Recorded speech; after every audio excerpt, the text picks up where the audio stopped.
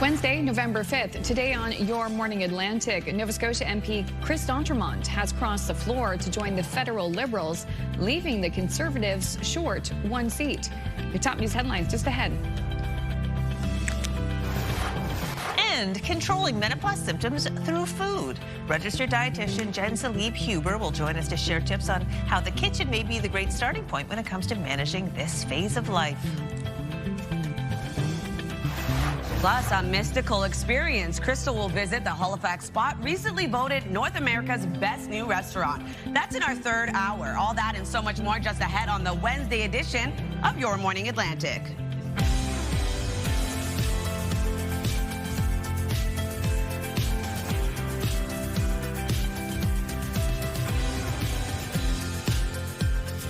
Come on in, everybody. It's just 6:01 on this Wednesday.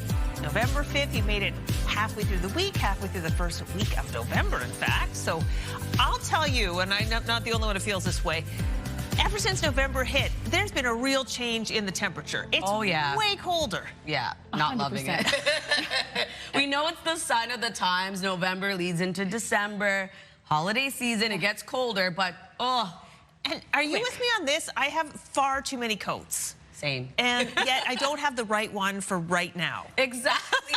I told Amanda early this morning, I was like, I was going to take out the winter coat this morning, but then I was like, okay, relax, it's not that cold, but it felt like that. Oh, no, I did not relax. I did grab the heavier pea coat with some wool in it because I was just thinking we get up, obviously, at a very early time. It's colder at that time. I didn't want to risk it because I knew I'd be upset. I don't dress for the daytime high. I dress for the daytime low. That's what layers are all about. Exactly. And it's funny, we're talking about weather right now, too, because we do have some impacts when it comes to ferry service today because of the winds, Latavia. And as you can see over in St. John's, it is a windy start to the day. We're seeing wind gusts get up to 80 kilometers per hour early this morning. We do have a chance of some scattered showers in your area throughout the day today. Something to keep in mind when you are heading out early this morning. Only 3 degrees in your area. So yesterday we saw a bit of a warm up in terms of our current temperatures. It is dipping back down. It is another cold start to the day, so bundle up and make sure don't forget your rain gear. We are seeing precipitation still for parts of the region. 3 degrees early this morning in Fredericton with 5 in Charlottetown, Halifax, and Sydney,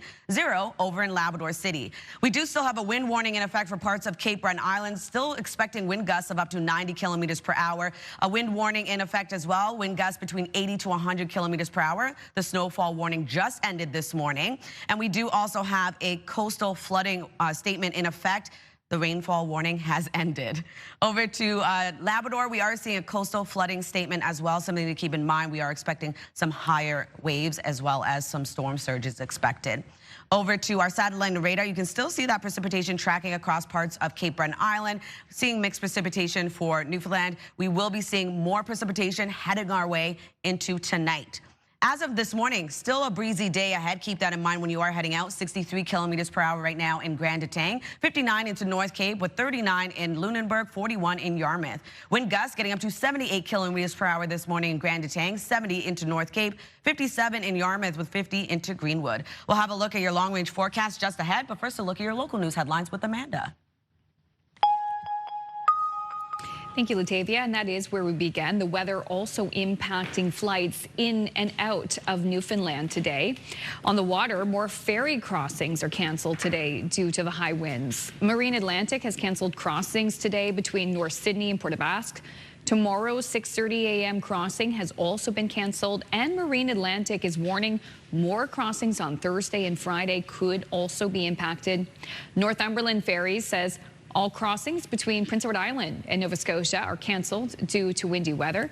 Meantime, the ferry running between Digby and St. John is running as normal today.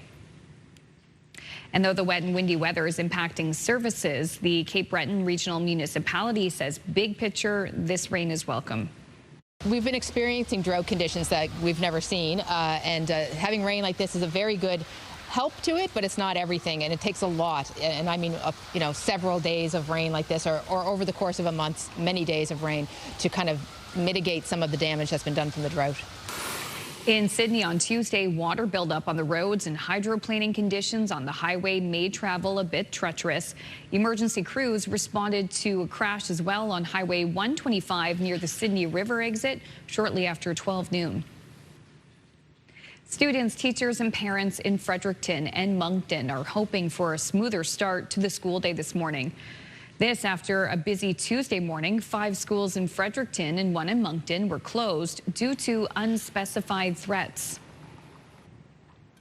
And it made reference to bombs surrounding the school on site. Following the assessment of the threat, a determination was made that nobody would enter the schools that were named within the threat. Students who were on their way to the schools that were closed or already in the building were directed to alternate locations for pickup or holding. By the noon hour, the all clear had been given and no risk was found. A youth has been arrested in connection with the Fredericton incident. No charge has been announced. Cape Breton Regional Police have identified a man's body which was found in a wooded area off Highway 125 on Tuesday. Police say the remains are those of 47-year-old Andrew McDonald, who was reported missing from the Cox Heath area. Foul play is not suspected in his death. Reaction continues to pour in this morning after the tabling of yesterday's federal budget, the first for the Carney government. In an economically uncertain time, the budget focuses on driving economic growth and making the country more self-sufficient. That said, the projected deficit that is much bigger than forecast a year ago, more than $78 billion, in fact. With a minority in the House, the Liberals will need the support of some opposition members to pass it. And just in time for the budget vote, a high-profile Nova Scotia MP has jumped ship from his party to join the governing Liberals. In a statement last night, Chris D'Entremont, who represents the riding of Acadie, Annapolis, confirms he's resigned from the Conservative Party and joined the Carney Liberals. Here's the statement. Prime Minister Mark Carney is offering that path with a new budget that hits the priorities I have heard most in my riding to build strong community infrastructure and grow a stronger economy. That is why I'm joining the government caucus, the statement reads. Now, in a separate statement, the Conservatives say Conservatives are disappointed he let his own personal grievances of not getting elected Deputy Speaker get in the way of his promises, and that he agrees with Liberals that Canadians will have to sacrifice more for their failures. Mr. D'Entremont must explain to his constituents why he broke his promises to them. And despite different political stripes, the Nova Scotia government seems pleased with the spending plan from Ottawa. In a statement last night, Finance Minister John Lohr said the province is pleased to see the mention of Wind West and its potential benefits, and we look forward to its inclusion in the next round of approved major projects. Our goal remains the same, to create more economic opportunities for Nova Scotians by turning our province into an energy superpower. Wind West is mentioned in Chapter 1 of the budget in a list of projects the government considers truly transformative for this country, but which are at an earlier stage and require further development. Finally, Canadians are getting ready to be thunderstruck.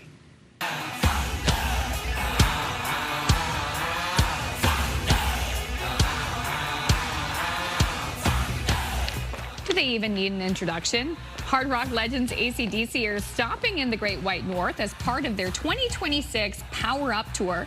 The tour will make 21 stops across North and South America. Now, this includes Edmonton, Vancouver, Montreal, and finally Toronto. So they are not coming, unfortunately, to Atlantic Canada. Ooh. You'll have to travel to see them.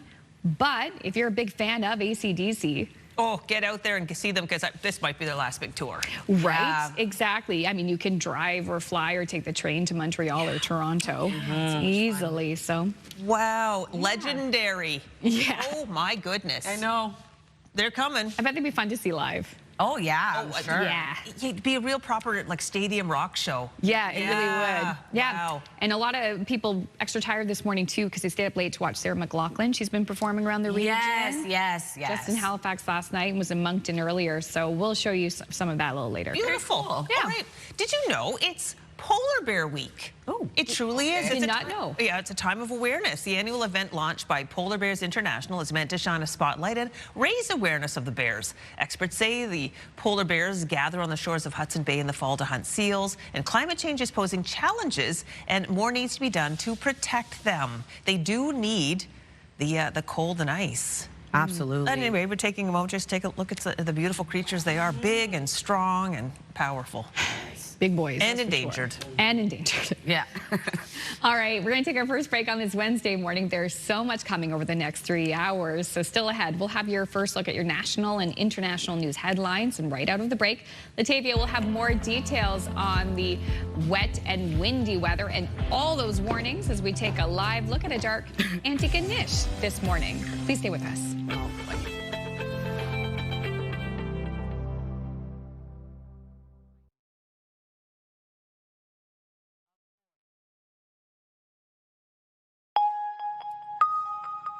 Welcome back. Time now for your top news headlines. Prime Minister Mark Carney's government has delivered its first budget. It's a major spending plan that comes with a major deficit. CTV's Mike LeCouture has details and reaction. Every Canadian should feel that there's something for them. Borrowing the election campaign slogan, Mark Carney's government is hoping to build a strong country by stimulating the economy with billions in spending. Over the next 5 years, the Liberals are promising $141 billion in new measures, which the government plans to offset with $51.2 billion in savings. So how deep is the budget going into the red? Well, Canada's deficit for this fiscal year is $78.3 billion. It's projected to shrink slightly, hitting $56.6 billion in 4 years. The finance minister blamed part of it on the trade dispute with the U.S. and support measures for affected industries. Well, I think Canadians would understand 75% of it is really the headwind that we have faced, but Canada is not unique in that. The world has faced it, and you see it with global growth, which has been readjusted lower. For the first time, operational and capital spending has been separated in this budget. The document shows the operational side will hit a surplus in 3 years. But some experts warn that change could lead to some creative accounting. It is subject to a little bit of abuse. I would rather see a much narrower definition of capital investment than has been employed in this particular budget. One of the biggest spends is $81.8 billion over 5 years on national defense, which will get Canada to its NATO commitment of 2%. Now, the government has also earmarked $51 billion over the next decade for new infrastructure projects in something called the Build Communities Strong Fund. There's $1.7 billion for a new strategy to attract international talent. And the Build Canada Homes program is getting $13 billion over 5 years, including $2.8 billion just for Indigenous housing. Still, the Conservatives and Bloc Québécois are already giving it a thumbs down. On behalf of all the Canadians who can no longer afford to eat, heat, or house themselves because of Liberal inflation, we Conservatives cannot support this costly Liberal budget. The Green Party and NDP aren't shutting the door yet. There's positive and negatives in this budget, and we're going to take a comprehensive look and weigh it out in the aggregate. CTV's Mike LeCouture reporting. At least 4 people have been killed and 11 injured after a cargo plane crashed last night in Louisville, Kentucky. Video captured the moment at Muhammad Ali Airport when the UPS plane lifted off the ground and crashed moments later, erupting into a fireball. Local authorities say several businesses in the area also caught fire following the crash, sending thick black smoke into the sky. And back here at home, officials in Newfoundland and Labrador are warning residents to brace for the effects of a powerful weather bomb that continues to sweep across the region today. Environment Canada has issued wind and rain warnings with rainfall amounts as high as 50 millimeters expected in some area, and gusts could reach 120 kilometers per hour along the coast. Residents can also expect storm surges and coastal flooding. Officials say similar conditions in the past have caused isolated power outages and property damage. And for more on the weather in the region, we go to Latavia Beezer. Latavia. Thanks, Amanda. We do have watches and warnings in effect across Atlantic Canada today because of those strong winds we're currently seeing, and also coastal flooding statements in effect for parts of Newfoundland and Labrador. A cold start to your day, so keep that in mind as well. Weather is brought to you by the Atlantic Lottery mobile apps. You're going to want to bundle up and make sure to bring your rain gear. For parts of the region, we're still seeing some wet weather starting off your day. As of right now, 4 degrees in Fredericton with 5 into Charlottetown as well as into Halifax and Sydney, 0 over in Labrador City, and 3 degrees starting off your day in St. John's, Newfoundland. Here's a look at our forecast timeline. A bit of a cloudier start to the day for parts of the Maritime region. We'll be seeing lots of sunshine throughout your day, however, not really warming things up. So it's going to still be a colder day ahead. We do still have precipitation tracking across parts of Prince Edward Island and Cape Breton, parts of eastern Nova Scotia. And we do have mixed precipitation tracking across both Newfoundland and Labrador this morning. Into the afternoon, much of the same, still holding on to some precipitation for parts of Cape Breton, as well as mixed precipitation looming across Newfoundland and Labrador. And then into the evening and overnight hours, one low pressure system moves out, another one moves in, and this one is bringing some flurries along with it for New Brunswick. So it's going to continue to move in, carrying us into early Thursday morning, another wet, cold day ahead. If you're wondering about precipitation totals, we're looking at around another 2 to 20 millimeters of precipitation for the southern region of New Brunswick. Trace amounts indicated for Prince Edward Island, and the heaviest of that additional precipitation for Nova Scotia is around 10 to 20 millimeters. And then for Labrador and Newfoundland, looking at around 2 to 5 millimeters expected for parts of Newfoundland. Over to our snowfall outlook, we're only seeing around 1 to 5 centimeters expected for parts of Cape Breton, and then seeing around 10 to 15 for parts of Labrador. Over to our forecast today for New Brunswick. Lots of sunshine, but we do have a chance of showers and/or flurries returning into the evening, and wind gusts getting up to 40 kilometers per hour. Prince Edward Island looking at mainly sunny skies. Evening showers expected with highs between 8 to 9 degrees. Wind gusts still getting up to 50. And then for Cape Breton, eastern Nova Scotia, seeing some isolated showers early in the morning, clearing, leaving a mix of sun and cloud with wind gusts of up to 60. And then for the rest of Nova Scotia, we are seeing lots of sunshine throughout your day. Rain moves back into the evening with highs between 9 to 11 degrees. For Newfoundland and Labrador, we are going to see some scattered flurries today with a high of 2 degrees in Labrador City. 7 into St. John's, Newfoundland, looking at scattered showers throughout your day. So for forecast into Thursday, as I mentioned, we do have a low pressure system making its way out. It will be fast moving out of the Maritime region, but still holding on to precipitation early in the morning. And then for Newfoundland and Labrador, seeing mixed precipitation yet again. Into our forecast for Friday, sunshine returns, but guess what? We have another low making its way over into Friday night, looking at flurries and precipitation yet again. So that's a look at your weather forecast. Make sure to stick with us. We'll be right back after this break.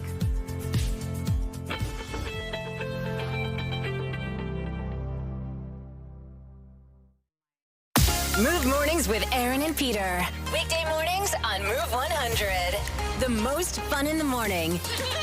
And home of the $1,000 minute. Only on Move 100 Halifax.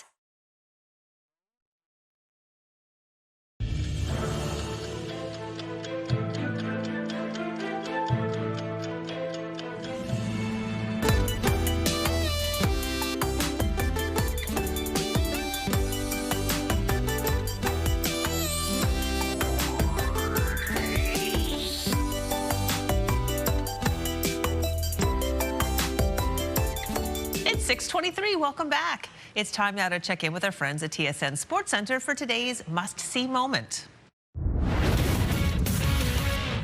Hello, everyone. Glenn Sheeler inside the TSN Sports Center newsroom with your must-see moment from Tuesday. And for that, let's go to Italy. Why not? UEFA Champions League. Juventus taking on Sporting Lisbon.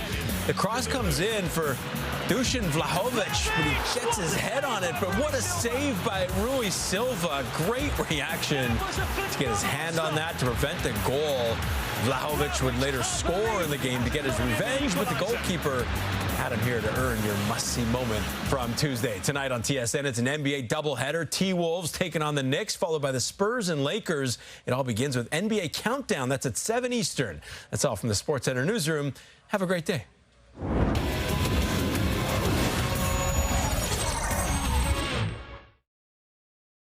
This TSN must-see moment brought to you by J.R. Rahe's Furniture and Appliances. Now over to your business headlines with our colleagues at BNN.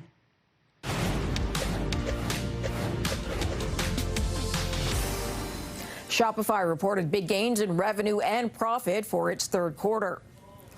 Revenue came in at $2.8 billion U.S., which is a 32% increase from the same period last year. Gross profit was up 24%. Still, shares were down close to 7% by the end of the trading day.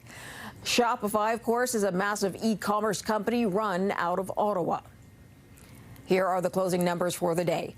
The Canadian dollar is down to $70.94. West Texas Intermediate crude is down 49 cents to $60.56. Western Canadian Select is up to 49.51. And the TSX sank almost 500 points today. Those are your business headlines. I'm Marilla Fernandez. Now taking a look at our 3-day forecast for New Brunswick, a high of 9 degrees today, seeing sunshine throughout your day. Into the evening, though, we do have a chance of showers and/or flurries returning. On Thursday, mixed precipitation across the province with a high of 6 degrees. And then on Friday, cooling down further, sunshine, sunny skies, but we do have evening flurries ahead. Nova Scotia is looking at a high of 10 degrees today. Lots of sunshine as isolated showers clear out of Cape Breton. We do have rain moving in across the province into the evening. Then on Thursday, wet weather continues throughout the day. Temperatures cool. 8 degrees is your daytime high. And then on Friday, a high of 5 with a mix of sun and cloud across the province. Prince Edward Island is looking at a high of 8 degrees today. Lots of sunshine across the island. We do have showers returning into the evening. Wet weather expected on Thursday with a high of 6 and 5 degrees on Friday. Sunny skies with evening showers.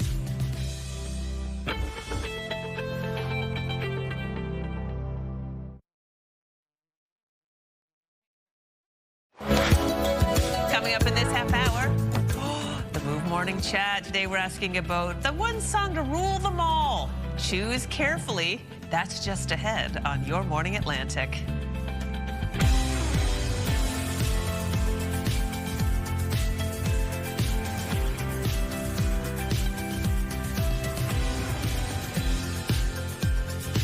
I mean, I could listen to our theme song all the time here on Your Morning Atlantic. It's pretty nice and fresh, and we love to hear it. And you know when you hear it, we're here with the latest news, weather, and more. And the weather is making news headlines this morning for Newfoundland. Cooling down, man.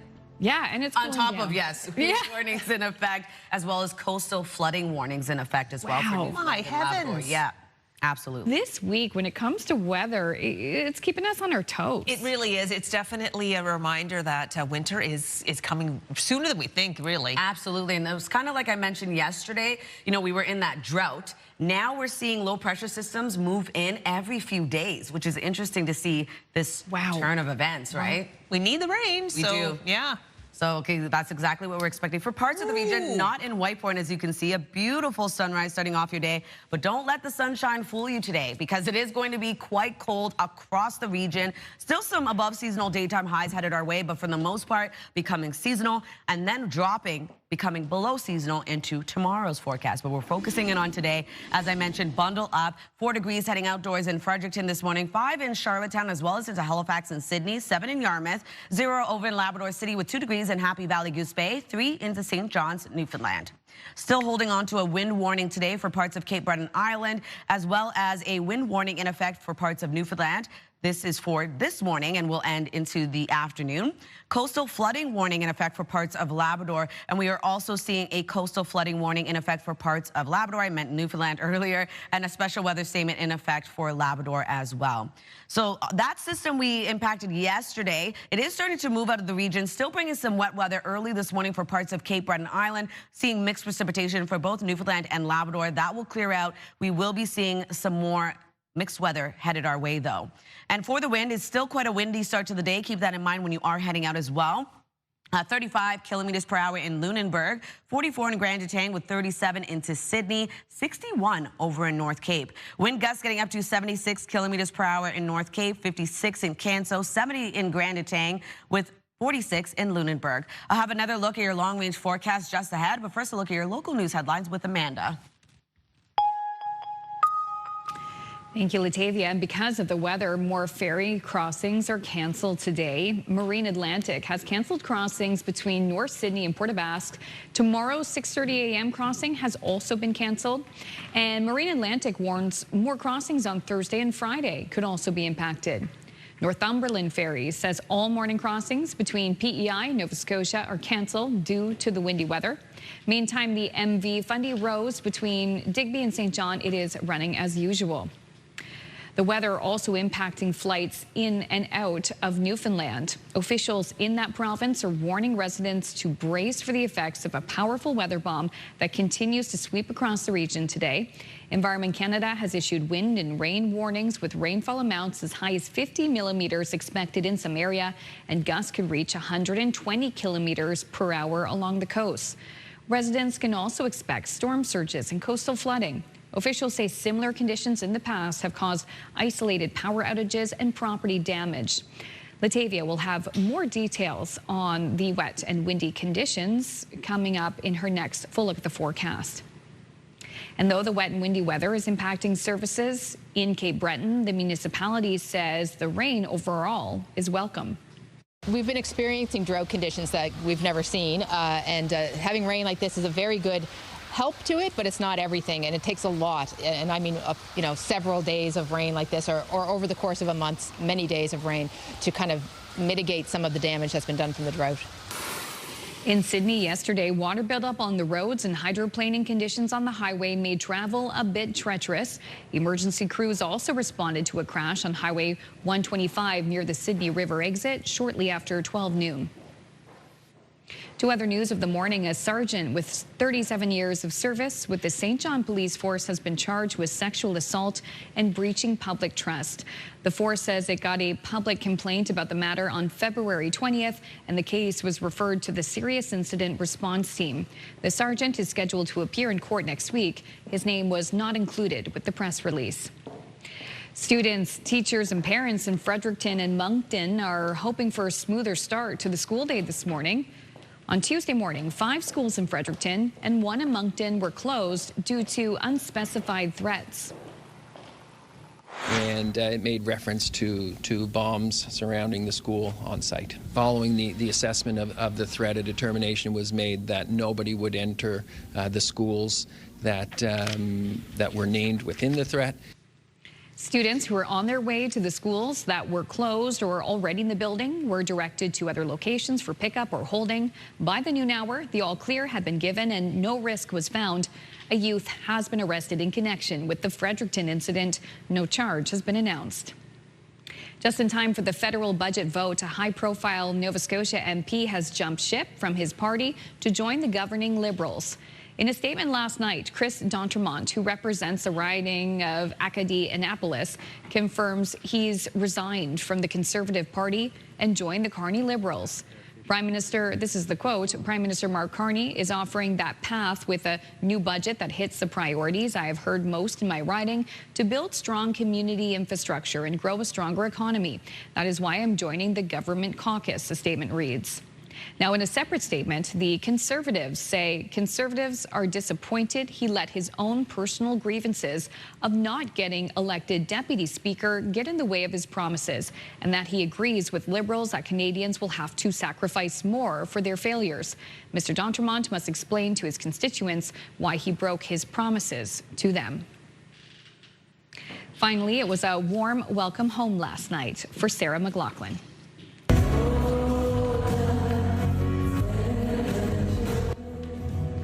The Nova Scotia singer-songwriter performed at the Scotiabank Centre in Halifax last night. In a social media post, she shares this video and writes, "The place where I started from. Thank you, Halifax." This is part of her rescheduled Fumbling Towards Ecstasy 30th anniversary tour. You can tell the crowd may know all the words. She also performed at the Avenir Centre in Moncton Monday night.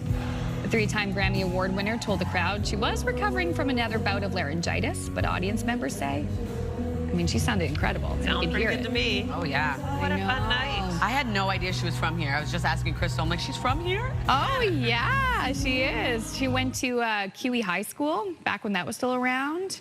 Yeah, Queen Elizabeth High School. And yeah, she doesn't live here anymore. No. But yeah, proud Haligonian. That's Nova awesome. Scotian. Yeah. Really cool. No, it is wonderful. My hairstylist on Monday when she was blow drying my hair said that she went to high school with well, she didn't herself. She knew people who went to high school service. Oh, she knew people did it. Yeah. Okay. A couple degrees of separation. In any case, looks like a great show. All right. I'm not sure how many viewers remember the Jetsons. Oh, yeah. Okay. This may be the Rosie you've been waiting for. So this, look in the background there. That's a robot. If you've got about $28,000 kicking around, you can get this humanoid robot that will do things. His name is Neo. He's a housekeeper. He can pick up your drink and take it to the kitchen, like when you're done. He vacuums and dusts. He answers the door. He does laundry, waters plants. See? I don't trust it. What do you think about this? I don't know. I don't trust it. I have Jeffrey in my house, a Roomba. He barely does what he's supposed to do. So why would I trust one that looks like a human? It's so big.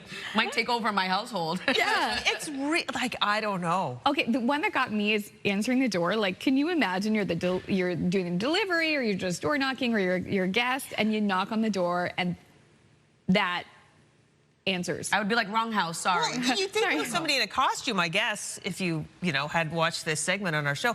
And then how do you plug it in like your Jeffrey Roomba? Like, this seems so weird. Given Squid Game, no. Yeah, exactly. The circle. You got $28,000 burning a hole in your pocket. Buy one. Let us know how it works out for you. Please, we'll do a story. Still ahead on the show, we're going to have your entertainment headlines. But coming up next, it is the Move Morning Chat. And today we're asking, you could listen to one song for the rest of your life. What would it be? Would it be this one? We'll tell you who picked Blue Rodeo. That's coming up next at 6:38.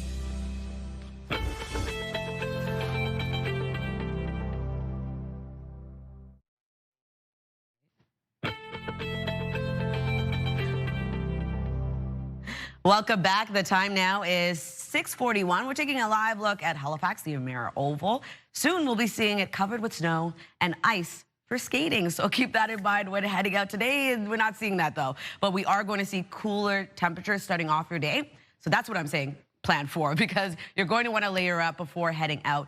Temperatures are starting to moderate, becoming more seasonal for our daytime highs and even below seasonal as well. Today, we're still going to see above seasonal daytime highs for parts of the region. As of right now, 3 degrees heading outdoors in Edmonton, 5 in Bathurst, 4 degrees in Fredericton. Early this morning, we're looking at 5 degrees in Charlottetown as well as into Sydney and Halifax, 3 over into St. John's, Newfoundland. We did have a wind warning. It has now ended, apparently, for Cape Breton Island, so we'll move on. We're looking at a wind warning in effect for parts of Newfoundland. We are going to see this into the morning, so it could end shortly as well. Wind gusts getting up to 80 to 100 kilometers per hour. A coastal flooding warning in effect from this morning until Friday. We're going to expect large waves, pounding surf, storm surge that could produce higher water levels along the coast. Something to keep in mind if you are in those areas, as well as a coastal flooding warning in effect for parts of Labrador, and a special weather statement as well into Friday, looking at rain mixed with snow, and then snow expected inland and over higher terrain. Here's a look at our forecast timeline. A bit of a cloudier start to the day for parts of the Maritime region. Going to see lots of sunshine as clouds begin to clear out. We do have precipitation still tracking across parts of Cape Breton Island, eastern Nova Scotia, as well as parts of Prince Edward Island. And then seeing flurries and or snow for parts of Labrador, and then for Newfoundland, mixed precipitation expected throughout your day today. Into the afternoon, we see those clouds clear out, so lots of sunshine, not really helping to warm things up though. And then into the evening and overnight hours, temperatures really beginning to cool down. We have another low that will be tracking across the Maritime region. It's going to be bringing mixed precipitation our way as well. So keep that in mind, because into Thursday, that's what our forecast is going to look like. If you're wondering about precipitation totals from now until Thursday morning, starting off quite light. 2 to 5 millimeters expected for parts of New Brunswick. Additional precipitation being the heaviest, around 10 to 20 millimeters for Nova Scotia, and pretty light amounts indicated for Prince Edward Island and Labrador. Seeing around 2 to 5 millimeters additionally for parts of Newfoundland. In terms of our snowfall outlook, looking at around 1 to 5 centimeters expected for parts of Cape Breton Island, 10 to 15 being the highest into parts of Labrador. Over to our forecast today for New Brunswick. Lots of sunshine throughout your day, but we do have flurries and or showers returning into the evening across the province. Highs will range from 8 to 9 degrees. Prince Edward Island seeing mainly sunny skies, showers into the evening as well. We do have some isolated showers throughout the day for Surrey. Other than that, for Cape Breton, eastern Nova Scotia, we do have highs between 7 to 9 degrees. Showers early in the morning, clearing, leaving sunshine for this part of the province, wind gusts of up to 60. And then for the rest of Nova Scotia, looking at mainly sunny skies, rain moving in as well into the evening. And then for Labrador, 2 degrees in Labrador City, looking at scattered flurries throughout your day. 7 degrees over into St. John's, Newfoundland, looking at showers throughout your day as well. For our forecast on Thursday, we're looking at the same, as I mentioned, this intense low pressure system bringing rain our way, as well as mixed precipitation for Newfoundland and Labrador. Will clear out. We will be seeing temperatures cool even further, and then we do have that low pressure system making its way over into the evening on Friday. That's a look at your weather. We'll throw things over to the Move Morning Chat.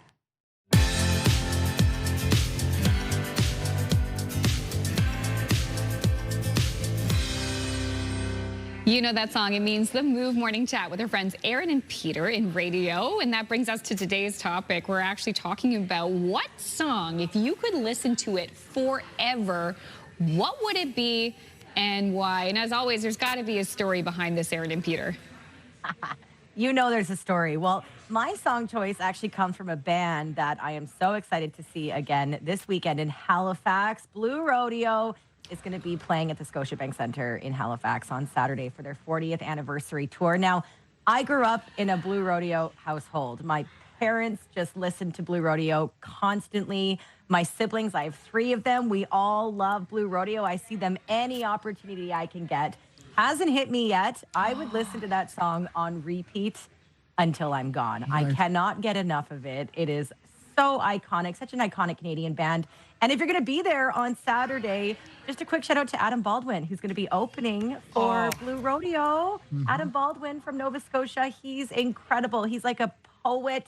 He's unbelievable. So I think it's just going to be such a Canadian night here in Halifax. And I'll listen to that song forever. So we got on this topic, and I've honestly probably given it way too much thought because I'm thinking of a song that, yes, it's the only song you can listen to. It's going to be on repeat over and over and over again. Whenever you say I want to listen to music, that's going to be it. So I didn't want to pick. Well, first of all, I landed on Bonnie Raitt's "I Can't Make You Love Me," and I thought, okay, so that can't work because it's going to be too sad. I'm going to break my heart every time I hear that song. So I said it's got to be upbeat. So the one I landed on was Stevie Wonder, Sir Duke, from the Songs in the Key of Life. If I have to listen to one song on repeat over and over again, that was going to be it. Well, you would feel it all over. You would. Too. You would. That's a good one. Both of them are good because they both have different musical changes in it that keep her from getting bored. I've actually said out loud to this, this is not my favorite song, but I could listen to it forever. It's Toto's Africa. It's just like, I don't know, easy to sing along. It has the musical changes, and there's the little fun parts that I could like to harmonize with when I'm listening to it on the radio. So, yeah, that's mine. Oh my gosh, that's too funny. Can I throw out a fun fact about that song? Yes. The lead singer of Toto was the son of John Williams, who has written the music, the scores for every movie you could possibly imagine. That's wild. He has more Oscar nominations and more Oscars than so many other people. Oh anyway, my gosh. That's the connection. I never knew that. Another fun fact about that song, I heard that the band Toto, they were basically going to get dropped by the record label because they're like, you haven't had a hit in a long time, so you got to come up with something. And then they dropped Africa, and the rest is history. Their future was secure. And then it lasts and lasts. Okay, my song is not a song you typically hear. Well, you never hear it on the radio. And I am a big fan of show tunes and Broadway. And no matter how many times I listen to this song, I still love it. It is Defying Gravity. From the Wicked musical. Stephen Schwartz wrote that song, but Idina Menzel and Kristen Chenoweth performed it together on Broadway. And then, of course, Cynthia Erivo and Ariana Grande took it to a whole nother direction. That song, I love it from start to finish, and especially that final belt at the end. It's so beautiful. Wow, this is a fun conversation. You've done it again, Aaron Peter, giving us wonderful fodder for thought. And we're going to throw it out to you viewers. If you could only listen to one song for the rest of your life, what song are you picking? Tell us why as quickly as you can, because it's a text. Text us at 10400, and Amanda will have a fun roundup at the end of the show.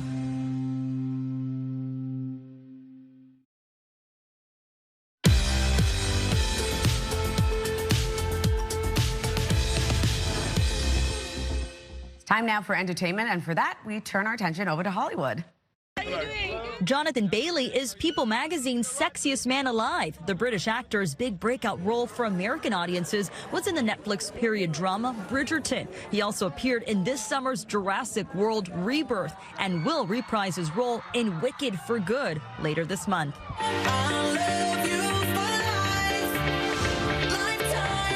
It's only been a month since Katy Perry's world tour ended, but the pop star is already hinting at some new music.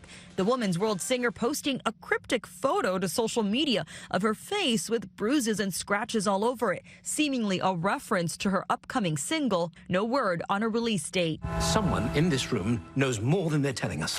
Helena Bonham Carter headlines a new Agatha Christie adaptation from Netflix called 7 Dials. It's a mystery about a practical joke that goes awry at a country Country House Party. Martin Freeman also stars. Look for Seven Dials to debut on Netflix on January 15th. Happy birthday to Kris Jenner. The Keeping Up with the Kardashians mother and matriarch of the Kardashian-Jenner family turned 70 years old today. And that's what's happening in Hollywood. Melissa Adon, ABC News.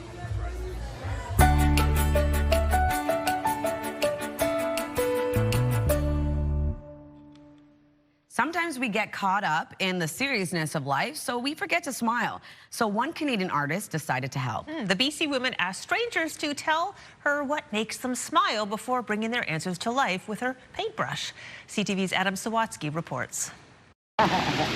Beverly Jean Hancock was feeling overwhelmed about the general state of the world. I think that I was shocked and depressed. When she made a specific realization. That there was days where I hardly smiled, I hardly laughed. So, Beverly Jean decided to do something about it. I thought about what made me smile, and I started smiling more. Which made her wonder what made other people smile. So, the professional painter began handing out cards to strangers, inviting them to send her joyful pictures to inspire her next art exhibit. And I was quite surprised at how eager people were to tell me what made them smile. And Beverly Jean painted more than 50 of them, which included the ultra-specific doing goat yoga, savoring that first lick of ice cream, and learning to juggle while riding a unicycle and playing the harmonica at the same time. When I looked at the photos, I would just light up. Most of the pictures Beverly Jean was sent were more universal, showing smiling with friends, dancing with partners, or just walking hand in hand. Small sentiments of love and affection and joy. Well, a bubble machine's been set up outside the Gage Gallery to inspire smiles before people even enter her exhibit. Beverly Jean is committed to keep cultivating joy, even after the last bubble pops. I believe that we can connect deeply in a place of joy. So, instead of spending too much time small-talking about what's going wrong with the world, she now asks others what's going right in their lives. Like, when's the last time your grandchild said something funny? Beverly Jean also tries to learn and share at least one joke a day. So what did one strawberry say to the other strawberry? What? It's your fault we're in this jam. Beverly Jean has also learned that whether it's watching the way a bird walks or appreciating how a musician multitasks, that even when the rain is falling down, if you start looking up, you will always find something to make you smile. Adam Sawatsky, CTV News, Victoria. So sweet. I wonder if we'll be smiling with the rain today. Happening now in local news, Nova Scotia MP Chris D'Entremont has crossed the floor to join the federal Liberals, leaving the Conservatives short one seat. This move puts Prime Minister Carney's party just 2 seats shy of a majority. Plus, it is business as usual at 5 schools in Fredericton and 1 in Moncton this morning after several schools were closed yesterday following threats. A youth has been arrested in connection to that case. Plus, it is another wet and windy day for parts of the region. The wind has canceled ferry crossings between Newfoundland and Cape Breton, as well as Nova Scotia and PEI. We'll have those details coming up next in your local news headlines. But for more on the forecast, we look at the 3-day with Latavia. Thanks, Amanda. For New Brunswick, we're looking at sunshine throughout your day. We do have showers and or flurries returning into the evening with a high of 8. Thursday, mixed precipitation throughout your day with a high of 5. Sunshine returns on Friday, cooling down to 4. We do have evening showers and or flurries returning. Nova Scotia is looking at isolated showers for parts of Cape Breton. That will clear, leaving sunshine across the province. Rain arrives into the evening. On Thursday, 8 degrees with rain across the province. And on Friday, sunshine returns with a high of 5. Prince Edward Island's looking at sunshine today, evening showers and a high of 8. Precipitation on Thursday with a high of 6. And on Friday, sunshine returns, evening showers return as well.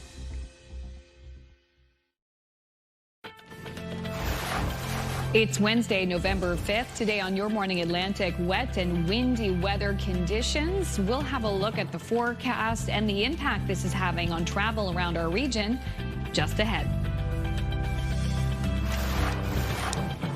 And eating to thrive during menopause. Registered dietitian Jen Salib-Huber will be here to share how food can help you manage symptoms of this phase of life.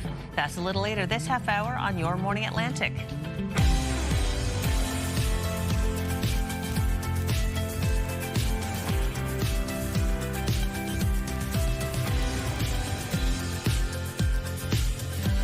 Good morning, Atlantic Canada. It's quite chilly this morning.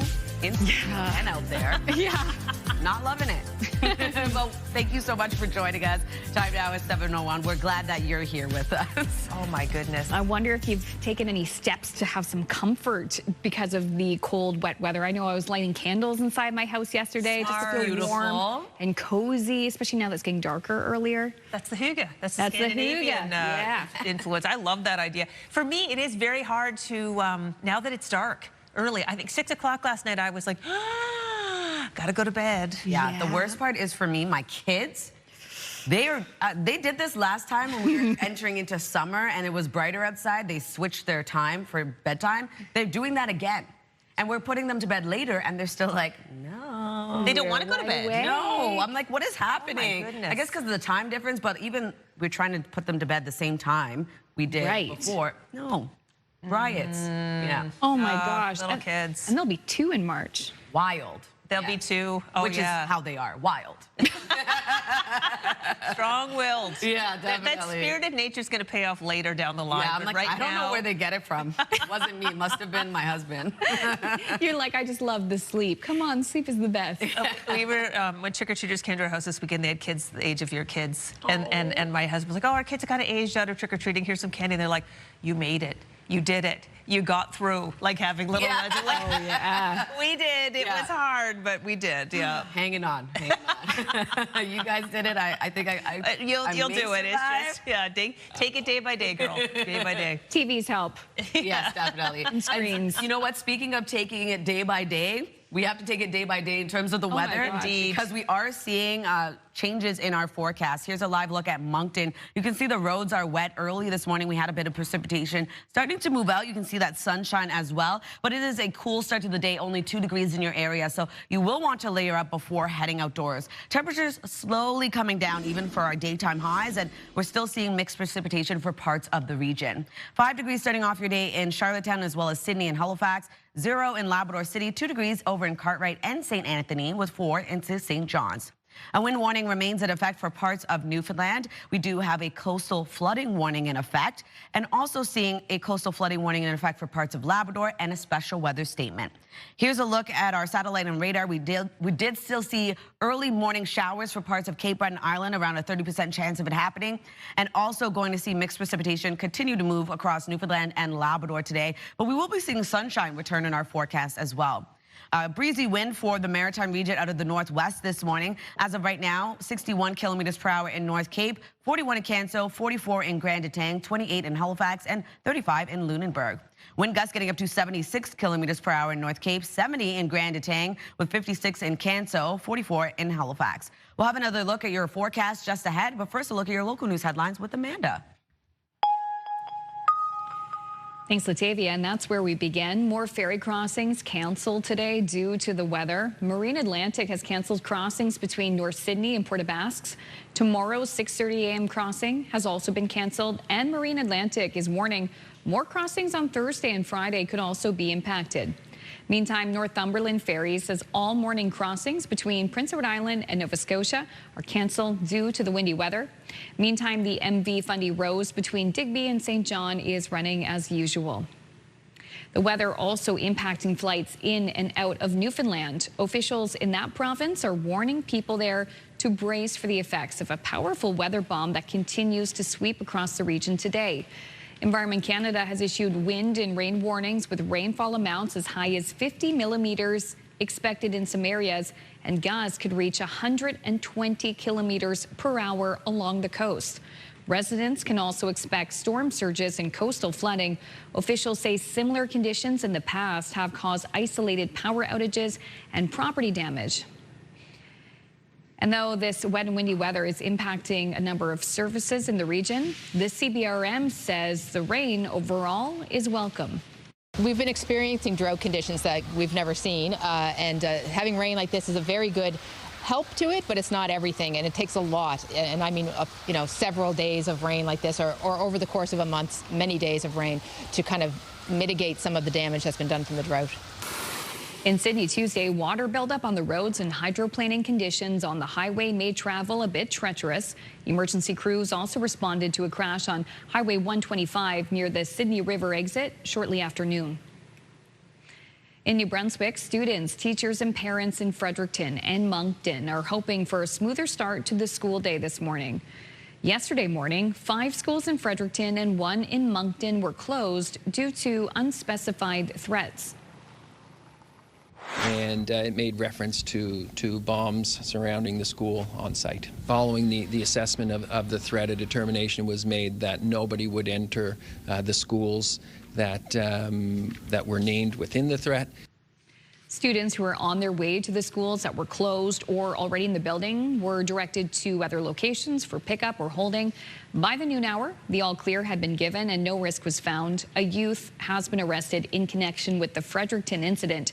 No charge has been announced. Cape Breton Regional Police have identified a man's body which was found in a wooded area off Highway 125 Tuesday. Police say the remains are those of 47-year-old Andrew McDonald, who was reported missing from the Cox Heath area. Police say foul play is not suspected in his death. Just in time for the budget vote, a high-profile Nova Scotia MP has crossed the floor and joined the governing Liberals. In his statement last night, Chris D'Entremont, who represents the riding of Acadie-Annapolis, confirms he's resigned from the Conservative Party and joined the Carney Liberals. Here's the statement. Prime Minister Mark Carney is offering that path with a new budget that hits the priorities I have heard most in my riding to build strong community infrastructure and grow a stronger economy. That is why I am joining the government caucus, the statement reads. In a separate statement, the Conservatives say Conservatives are disappointed he let his own personal grievances of not getting elected Deputy Speaker get in the way of his promises, and that he agrees with Liberals that Canadians will have to sacrifice more for their failures. Mr. D'Entremont must explain to his constituents why he broke his promises to them. Despite different political stripes, the Nova Scotia government seems pleased with the spending plan from Ottawa. In a statement last night, Finance Minister John Lohr said the province is pleased to see the mention of Wind West and its potential benefits, and we look forward to its inclusion in the next round of approved major projects. Our goal remains the same, to create more economic opportunities for Nova Scotians by turning our province into an energy superpower. Wind West is mentioned in Chapter 1 of the budget in a list of projects the government considers truly transformative for the country, but which are at an earlier stage and require further development. Finally, this auction item is perfect for humans who share an affinity for elf culture. Oh, yeah. Yeah, I know. The green boiled wool tunic with a white faux fur collar and cuffs worn by Will Ferrell in the film Elf is going on the auction block. Amazing. I know. It features a pair of yellow fleece-like stockings and a pair of black leather shoes with curled toes. There's also a green pointed hat that has a yellow pleated sash and a red feather. Bidding for the buddy outfit ends on December 5th. Of course, Elf was released in 2003, and many entertainment critics have deemed it a classic Christmas movie. I don't think I would want his tights, but everything else, I'm on it. Well, yeah. It's a beautiful costume. I'm surprised that it's faux fur. I always thought it was just so beautiful. I thought it might have been real rabbit. Right? I would have thought so too for a big film like that, but yeah, no, apparently not. It's a beautiful costume. Very cute. You could hop around. If someone New can York. make me that hat. That'd be incredible. But the boiled felt and everything, like, it's gorgeous. Gosh, I think I'll put in a bid on it, see if we can get it. Yeah. Wouldn't that be fun? $2. I'll take it. Anyway, this is moving. This is a good news story, but serious. A reminder just how important it is to give blood if it's been a while. This woman from Quebec went from being paralyzed to running marathons, and she says it's all due to the kindness of blood donors. It's so important to give blood because it saves lives. Now, 2 years ago, Anique was diagnosed with a rare autoimmune condition that left her unable to move from the head down. As part of her recovery, she underwent 40 plasma transfusions. Whoa. 2 months after her diagnosis, Anique was able to go home. 2 years later, she's training for an Ironman race in Mexico. Wow. In between races, Anique is a regular blood donor as her way of giving back. But it's just shocking what a difference these donations make. Now, in this case, it's plasma, but that's a blood product. There she is running. That's incredible. Wow. Yeah, amazing that what medicine can do, and what a great story. Oh my gosh, thank goodness she's doing so much better. And Good on her for sharing such a personal battle with everyone. Yeah, for sure. Incredible. And a reminder to myself that I will make that appointment to go in and give blood. Remember when I broke my foot, I wasn't able to? Yes, I remember. So we're gonna make good on that promise for sure. I love that. Okay, we're gonna take a quick break. Coming up next, we'll have reaction to the federal budget and your national news, and Latavia will have more details on the wet and windy weather. It is a beautiful morning in the historic town of Lunenburg, Nova Scotia, though it's chilly. Details coming up next.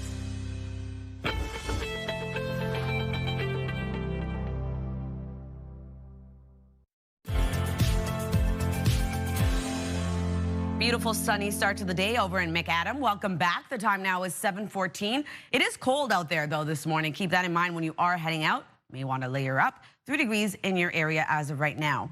Weather is brought to you by the Atlantic Lottery mobile app. It's quite cool across the region. 2 degrees heading outdoors in Fredericton, 5 in Charlottetown, Halifax, and Sydney, 0 over in Labrador City, and 4 degrees starting off your day in St. John's, Newfoundland. We have a wind warning in effect for parts of Newfoundland today, looking at wind gusts between 80 to 100 kilometers per hour, as well as a coastal flooding warning. This is for this morning until Friday. We're expecting large waves, pounding surf, storm surge that could produce higher water levels along the coast. Keep that in mind if you are in those communities, as well as a coastal flooding warning in effect for parts of Labrador, and a special weather statement in effect as we expect rain mixed with snow, and snow expected inland and over higher terrain. Here's a look at that system currently tracking across the region, still holding on to some precipitation early this morning for parts of Prince Edward Island, Cape Breton, and eastern Nova Scotia. We are going to see mixed precipitation for much of Newfoundland and Labrador today. Into the afternoon, clouds clear for much of the maritime region, leaving sunshine. Still going to remain quite cool for parts of the region. And we are going to see that mixed precipitation continue into the evening hours for parts of Newfoundland and Labrador. Now into tonight, we do have another system that will make its way over, bringing rain as well as mixed precipitation for parts of New Brunswick. So also something to keep in mind because this will continue on Thursday. Here's a look at our rainfall outlook, only seeing around 2 to 20 millimeters of additional rainfall for New Brunswick. Light amounts indicated for Prince Edward Island, and the heaviest being 10 to 20 for parts of Nova Scotia. Also going to see an additional 2 to 5 millimeters expected for parts of Newfoundland. And for a snowfall outlook, 1 to 5 centimeters for parts of Cape Breton Island, seeing 10 to 15 for parts of Labrador. Here's a look at your forecast today for New Brunswick. Lots of sunshine. We do have evening flurries and or showers moving in. And then for Prince Edward Island, sunny skies for you as well. We are going to see evening showers expected with highs between 8 to 9. For Cape Breton, eastern Nova Scotia, isolated showers early in the morning. That will clear, leaving a mix of sun and cloud for the remainder of the day. And then for the rest of Nova Scotia, looking at mainly sunny skies, rain moves in into the evening. Labrador looking at a high of 2 degrees in Labrador City. Scattered flurries expected throughout your day. Scattered showers for St. John's, Newfoundland with a high of 7. Here's a look at that system moving in for Thursday into the afternoon. We will be seeing a chance of flurries for parts of New Brunswick. Still seeing rain for much of the maritime region and mixed precipitation expected for Newfoundland and Labrador. That's a look at your weather forecast. We'll throw things over to Amanda for your national and international news headlines. Thank you, Latavia. A young couple from Halifax is reacting to the federal budget, hoping the billions of dollars earmarked for affordable housing may help them become homeowners. CTV's Paul Hollingsworth reports.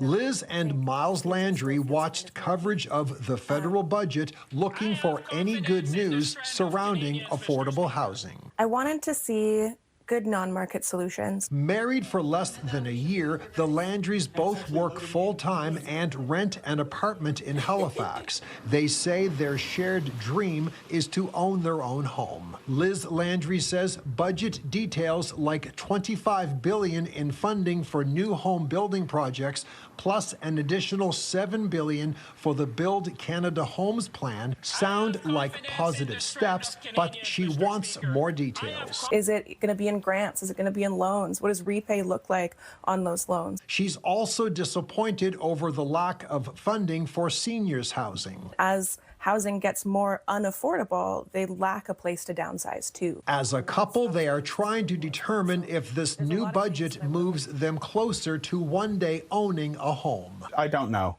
I still feel like I need to see more. I need to, take a closer look at the budget. Billions of dollars could lead to a boost in affordable housing, but when would that happen? The Landrys are in their 30s. They want to be homeowners soon and not wait until middle age. Paul Hollingsworth, CTV News, Halifax. Thank you, Paul. At least 4 people have been killed and 11 injured after a cargo plane crashed last night in Louisville, Kentucky. Video captured the moment at Muhammad Ali Airport when the UPS plane lifted off the ground and crashed moments later, erupting in a fireball.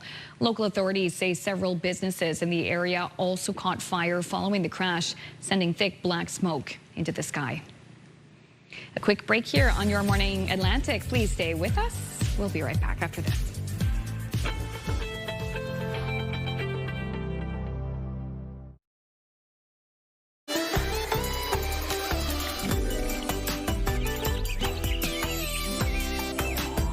Our next guest has created a community of thousands of women around the world with her podcast, The Midlife Feast. Dr. Jen Salib-Huber is a registered dietitian, naturopathic doctor, intuitive eating counselor, and the author of a new book, Eat to Thrive in Menopause. The book offers women real-life tools to help them manage the symptoms of menopause and perimenopause, tools that can often be found in the pantry and refrigerator of most homes. Here to tell us more, Jen Salib-Huber. Hello, Jen. Great to see you. Great to see you. Good morning. So excited to have you back in our region. So Jen is originally from our region, but has been living in the Netherlands for several years, and that's where you built this worldwide community of women. Indeed. Congratulations to you. Thank you so much, but it's so great to be back. Always a Nova Scotian, always a Canadian at heart. For sure, and you're in our region to promote your new book. Tell us a little bit about what your book is all about.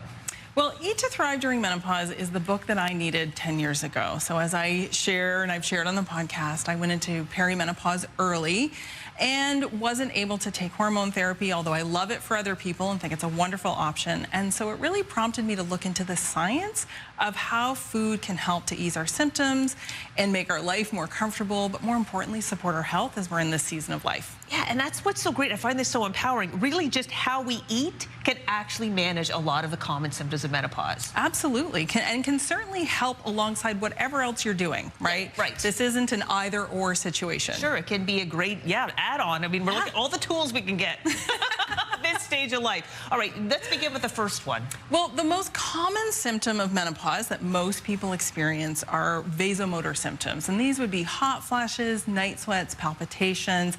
Many viewers, I'm sure, are familiar with those, especially if you're in menopause.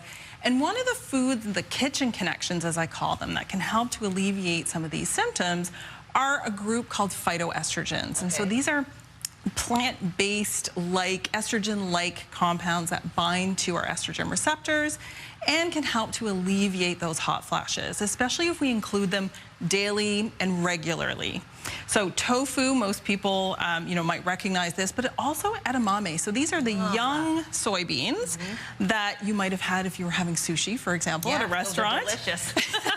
You can also get them frozen in your freezer section, either in the shell or out of the shell, and they're a great source of phytoestrogens.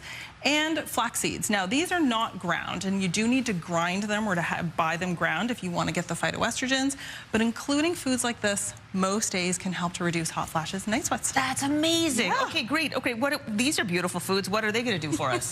So the next most common symptom, and I certainly experienced a lot of this in early perimenopause, was sleep changes, what I call that 3 a.m. wake up.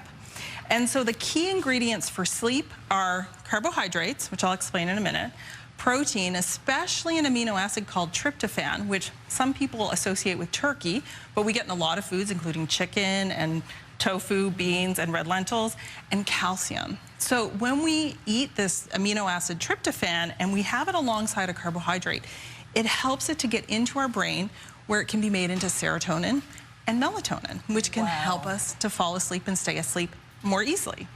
But calcium intake, which we can get in foods like cottage cheese, yogurt, dairy products, non-dairy products, leafy greens like kale, is also associated with better sleep in menopause. And all of this, it's good. I mean, all these things are really good for you anyway. Yeah, so they're what we call nutrient dense. So you're not eating it for one thing. These are foods that supply a lot of nutrients for us. Amazing. All right, and finally, okay, little salmon, little nuts. So mood changes. I don't know about you, but my mood definitely went a little haywire as I got into perimenopause. We know that anxiety and depression, the risk increases, but even without that, we're looking at a time when our brain needs support. So as we get into this next season of life, the second half of our life, we want to be supporting our brain and our heart, and foods that are rich in omega-3 fats are associated with better sleep, better mood, better brain health, and just overall kind of improvements in our health as we get into this kind of next stage of our life. So salmon, most people have heard of, that cold water fatty fish, is a great source of omega-3 fats. We can also get this from canned fish, and I'm a big fan of canned fish. I think it makes it more accessible. Not everybody has the time or money these days because fresh salmon is expensive, but we can include these canned fish regularly as well as a source of dietary omega-3s.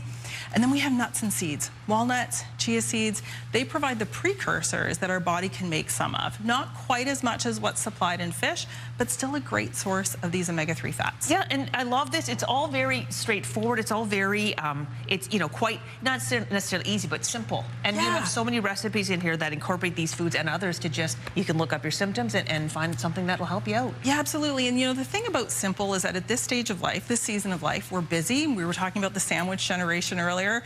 Many of us have kids, many of us are working, many of us have older parents. I really wanted to make sure that the recipes that I was sharing and including in this book were ones that I was also making for my family and in my life. So these are recipes that really anybody can include with ingredients that you probably already have. Perfect. All right, Jen, thank you so much. Thank you. We put a link to Dr. Jen Salib-Huber's information on our website, and your book, get this book wherever books are sold. Thank you so much. Over to our 3-day forecast. New Brunswick will be seeing sunshine today, but we do have showers and or flurries into the evening. A high of 8 degrees today, cooling down to 5 on Thursday, mixed precipitation across the province. Then on Friday, sunshine returns, but we do have a chance of showers and or flurries yet again into the evening.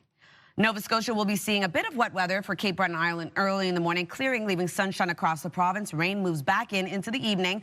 On Thursday, 8 degrees with precipitation throughout your day. And then on Friday, a high of 5 with a mix of sun and cloud. For Prince Edward Island, looking at 8 degrees today, lots of sunshine, evening showers. Showers continue on Thursday, and then Friday, sunshine returns, but we do have showers yet again into the evening, a high of 5.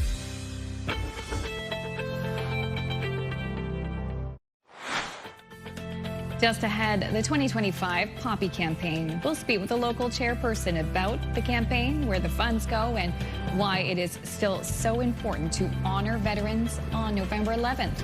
That's coming up in about 15 minutes here on Your Morning Atlantic.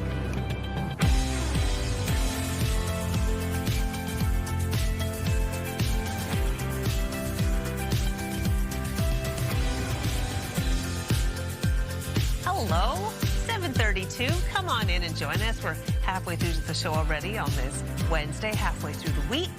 Really glad you can join us today. Very excited to chat with a veteran, John Quilty, about he served for 41 years. Wow. In served many different parts of the world. I'm interested to hear what Remembrance Day means to him. And the Poppy campaign is, most people don't realize what an important fundraiser it is for the Legion.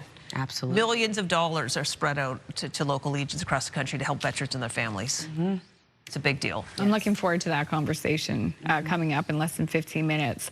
A lot of people maybe not wanting to hear the forecast, to hear what's in it, but gosh, it's so important today and this week. Yeah, I always think about going to the Cenotaph and looking at the forecast for Remembrance Day. It can go in any direction on Remembrance Day. Absolutely, yes. And today, quite cold for much of the region. We do have some precipitation tracking across parts of Atlantic Canada. Just keep that in mind when you are heading out. We'll take a look at our current temperatures this morning. And as you can see here, 2 degrees starting off your day in Fredericton, so quite a cold start to the day. 5 in Charlottetown, Halifax, and Sydney. 0 over in Labrador City, and 4 degrees for St. John's. Still holding on to a wind warning for parts of Newfoundland this morning, as well as a coastal flooding warning in effect. We do also have coastal flooding warning in effect for parts of Labrador and a special weather statement. Here's a look at the current low pressure system tracking across our region, bringing showers early this morning to parts of Cape Breton, eastern Nova Scotia, and also mixed precipitation tracking across much of Newfoundland and Labrador. Breezy wind today, so keep that in mind. Strong wind will remain throughout the day for much of the region. As of right now, 57 kilometers per hour in Grand Etang, 63 in North Cape. We're looking at 31 in Canso, 44 in Sydney. Wind gusts getting up to 80 kilometers per hour right now in Grand Etang, 72 in North Cape, 41 in Halifax, 43 in Lunenburg, 48 in Canso.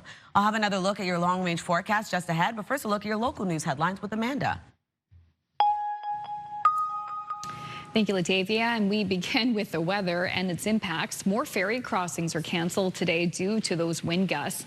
Marine Atlantic has canceled crossings between North Sydney and Port aux Basques, and tomorrow's 6:30 a.m. crossing has also been canceled. Marine Atlantic also warning more crossings on Thursday and Friday could be impacted. And Northumberland Ferry says all morning crossings between PEI and Nova Scotia are canceled due to windy weather. Meantime, the MV Fundy Rose between Digby and St. John is running as usual. And flights also being impacted in Newfoundland and Labrador today. Officials there are warning residents to brace for the effects of a powerful weather bomb that continues to sweep across the region. Environment Canada has issued wind and rain warnings with rainfall amounts as high as 50 millimeters expected in some areas, and gusts can reach 120 kilometers per hour along the coast. Residents can also expect storm surges and coastal flooding. Officials say similar conditions in the past have caused isolated power outages and property damage.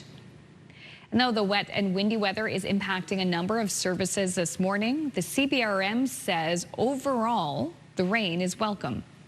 We've been experiencing drought conditions that we've never seen, and having rain like this is a very good help to it, but it's not everything, and it takes a lot. And I mean, several days of rain like this, or over the course of a month, many days of rain to kind of mitigate some of the damage that's been done from the drought.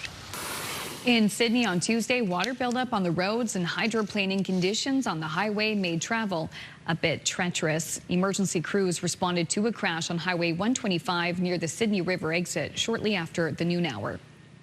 In New Brunswick, students, teachers and parents in Fredericton and Moncton are hoping for a smoother start to the school day this morning. On Tuesday morning, 5 schools in Fredericton and 1 in Moncton were closed due to unspecified threats. And it made reference to bombs surrounding the school on site. Following the assessment of the threat, a determination was made that nobody would enter the schools that were named within the threat. Students who were on their way to the schools that were closed or already in the building were directed to alternate locations for pickup or holding. By the noon hour, the all clear had been given and no risk was found. A youth has been arrested in connection with the Fredericton incident. No charge has been announced. Just in time for the federal budget vote, a high-profile Nova Scotia MP has crossed the floor, joining the governing Liberals. In a statement last night, Chris D'Entremont, who represents the riding of Acadie-Annapolis, confirms he's resigned from the Conservative Party and joined the Carney Liberals. Here's the statement. Prime Minister Mark Carney is offering that path with a new budget that hits the priorities I've heard most in my riding to build strong community infrastructure and grow a stronger economy. That is why I am joining the government caucus, the statement reads. In a separate statement, the Conservatives say Conservatives are disappointed he let his own personal grievances of not getting elected Deputy Speaker get in the way of his promises, and that he agrees with Liberals that Canadians will have to sacrifice more for their failures. Mr. D'Entremont must explain to his constituents why he broke his promises to them. Finally, across the pond, a new accolade for former British soccer star David Beckham. King Charles knighted Beckham at Windsor Castle on Tuesday. The honor was bestowed on Beckham for his services to sport and charity.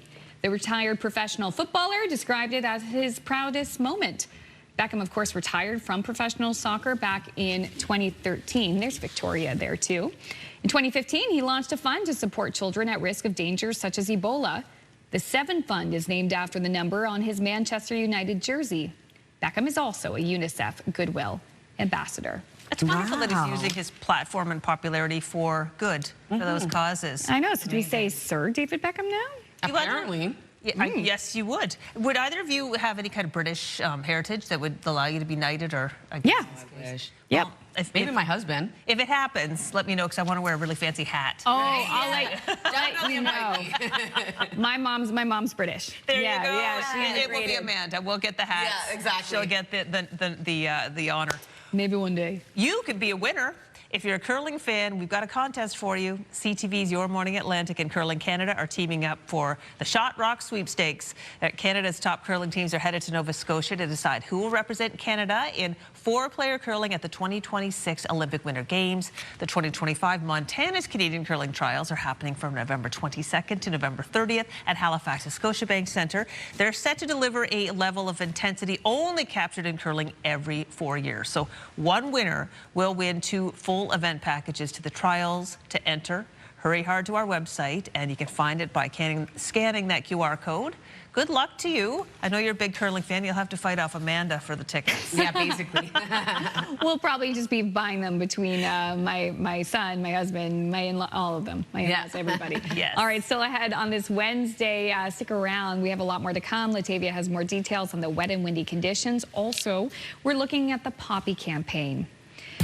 They are little symbols of a big for Remembrance Day. They play a big role in fundraising for the Royal Canadian Legion. We'll talk about efforts ongoing this year.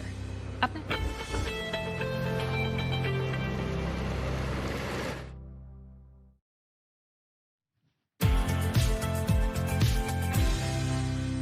Welcome back. The time now is 7:43. We're taking a live look at a sunny start to the day over in Lockport. 5 degrees early this morning, so keep that in mind when you are heading out on your morning commute. We are going to see increasing cloudiness into your area a little bit later on. Still being left with a mix of sun and cloud, though. Although we are seeing sunshine for parts of the region, still going to feel quite cool for the most part. 2 degrees early this morning in Fredericton, 5 in Charlottetown, as well as into Sydney and Halifax this morning. 0 in Labrador City, 2 degrees in Happy Valley Goose Bay, as well as St. Anthony, and 4 degrees into St. John's, Newfoundland. We do still have that wind warning in effect for parts of Newfoundland. This is for this morning. Could see wind gusts between 80 to 100 kilometers per hour, as well as a coastal flooding warning in effect for parts of Newfoundland. We are expecting this to last until Friday. Large waves, pounding surf, storm surge will produce higher water levels, something to keep in mind if you are in those communities. And also have a coastal flooding warning in effect for parts of Labrador, and a special weather statement in effect as they will be seeing mixed precipitation headed their way. Over to our forecast timeline. So we do have a bit of cloud coverage early this morning for parts of the Maritime region.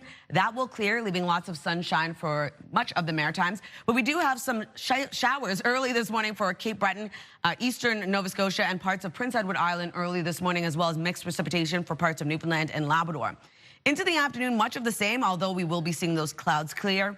And then into the evening and overnight hours, we do have another low pressure system headed our way. It's going to be bringing mixed precipitation across, specifically in New Brunswick, where they will see flurries and or showers, but rain across much of the Maritime region. If you are wondering about precipitation totals, going to see around 2 to 20 millimeters for southern New Brunswick, as well as the heaviest into Nova Scotia, 10 to 20 millimeters expected, and light amounts of rainfall expected for Prince Edward Island. Only seeing around 2 to 5 millimeters as well for parts of Newfoundland.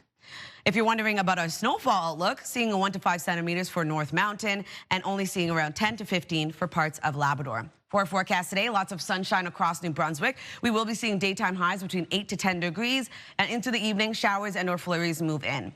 Prince Edward Island also seeing sunshine throughout your day. Showers arrive into the evening across the island. And for Cape Breton, eastern Nova Scotia, we will be seeing some isolated showers early in the morning, clearing, leaving sunshine for this part of the province.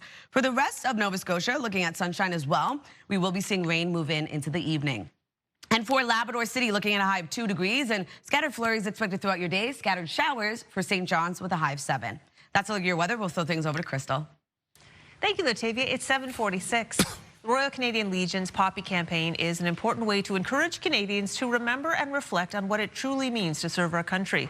Plus, your Poppy donations are an important source of funds that allow local Legion branches to help veterans and their families. Here to tell us more is John Quilty, Royal Canadian Legion Zone 15 Commander and Poppy campaign chairperson for the Centennial Legion Branch 160, Dartmouth. Good morning, John. Good morning.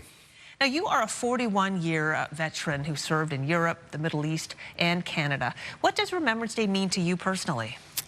Well, personally, I'm originally from Newfoundland, so we weren't part of Canada back in the Second World War. I had a number of my uncles that were in the Second World War. So today, Remembrance Day is a time for me to reflect on their service and think about them. also my own friends, my own comrades that I serve with across this great country, and I remember those. My father-in-law, a great veteran, passed away some years ago, so I think of him. It's true. So many of us have connections to people who have served, and it is important time to reflect on our loved ones and think of those who've made the ultimate sacrifice. Who, yes, you know, absolutely. and even the people who serve today, there are great sacrifices. You know this. There's the leaving your family behind when you're deployed, and the Navy, absolutely. for example. Yes, many challenges for families, and when our people are deployed all over the world, and obviously, and also in Canada, we do a lot of domestic operations. So, but there is, you know, we hope that there is good family support for their families, which I know there is, when they are deployed.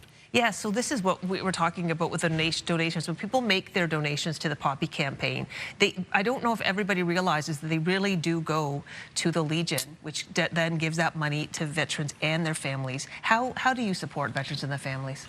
So there's many ways to support our veterans. All of the money raised during the Poppy campaign, it gets put into a Poppy trust fund. And that trust fund is held in a separate bank account. And the money goes directly to, there's a manual that we follow that tells us how we can just donate that money. I am part of the Veterans Outreach Program at Nova Scotia Nunavut Command, and there's a number of programs there, such as a farm project, Mending on the Fly, Pause for Thoughts, which are service dogs for veterans managed by Wounded Warrior. So all of that money some of that money is used to support those programs, which are for veterans and their families. And yep.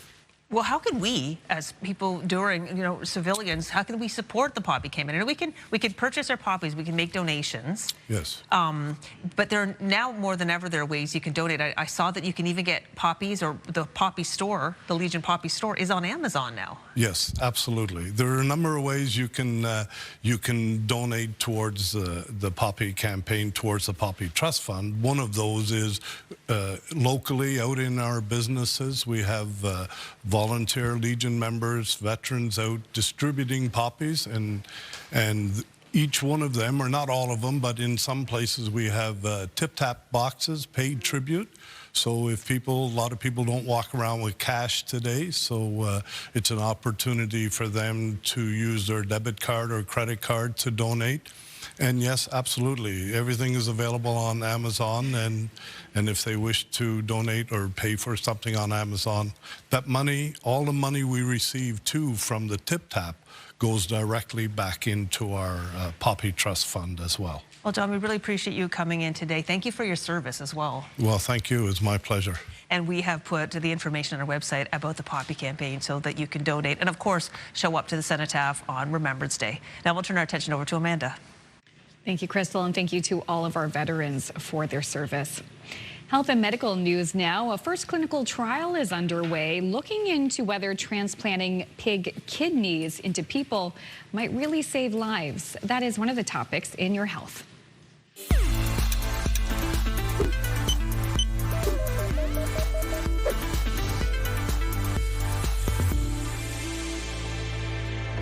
The study's first transplant was performed successfully in New York, but researchers won't say when the surgery happened to protect the subject's identity. The U.S. Food and Drug Administration is allowing the rigorous studies after a series of so-called compassionate use experiments with mixed results. The first 2 gene-edited pig kidney transplants were short-lived, with both patients having to return to dialysis within a year. Here's a nice big one. A new eye test developed by Canadian researchers is leading to earlier detection and treatment of vision problems in younger patients. We're using a test called the WAPDAT, which is a test where the child has to point to the odd one out of 4 images. We start large and we gradually get smaller, so that this is equivalent to the letter test that an adult would be asked to read when they're at the optometrist. The test, developed by researchers at the University of Waterloo, allows for more precision with children ages 18 to 36 months, since they understand shapes and faces more easily. Optometrists in this country, the US, and the UK are testing the technique and report children seem to enjoy it more because the test feels like a game. The testing phase is nearing its end, and then they hope to commercialize it. Finally, if you love music and listen often, you may be doing yourself more of a favor than you know. Australian researchers conducted a study recently and found that people who listen to music regularly have lower rates of cognitive decline. The researchers looked at more than 10,000 adults and found that those who listened to music daily had a 39% reduced risk of dementia. Playing a musical instrument was also associated with a lower risk of dementia compared to those who rarely listen to or play music.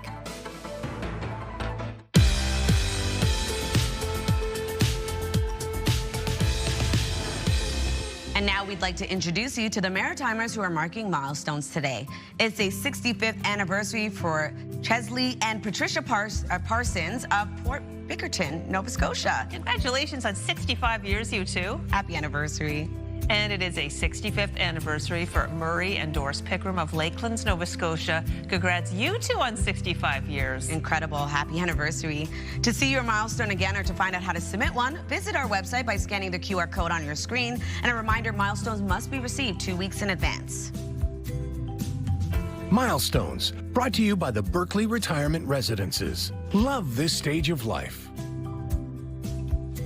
An Indigenous Friendship Center in Fredericton has been teaching a traditional skill to keep knowledge alive: how to make a birch bark canoe. CTV's Sarah Plowman caught a glimpse of the vessel set to launch today.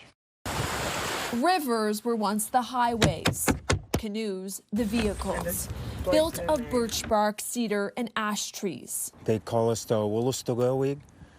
We are the people of the river. Rodney Bear's ancestors built these vessels, but he never had until now. For me, it's like revitalization of culture. Under One Sky Friendship Center is behind the project.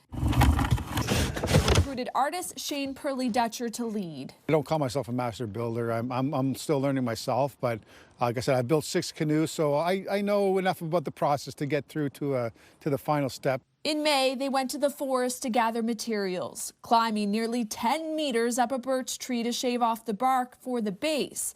They cut a cedar tree for the planks, ash for the thwarts, and dug up spruce roots for the lashing. Bring it back and boil it, take off the bark, split it. This canoe has been their vehicle to learn more about Wolastoqey culture, history, and identity. This is like a physical language and a spiritual one too, but it's like you're working with your hands, you're working with the elements.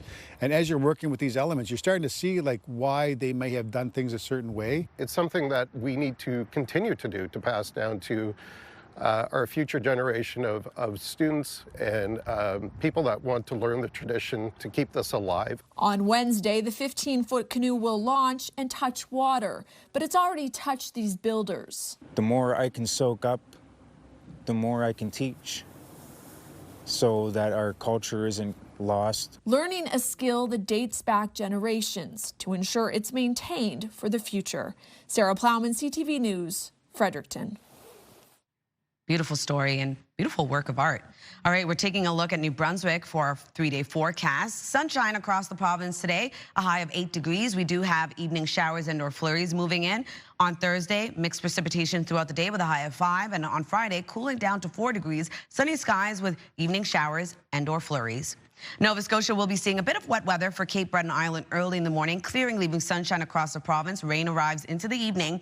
And then on Thursday, wet weather throughout the day. Sunshine returns on Friday with a high of 5. For Prince Edward Island, also going to see a bit of precipitation early in the morning, clearing, leaving sunshine. Showers arrive into the evening. Wet weather on Thursday. And Friday, sunshine returns with a high of 5.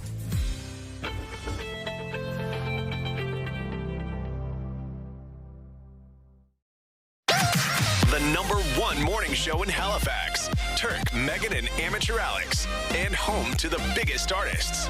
Halifax's #1 hit music station. 101.3 Virgin Radio.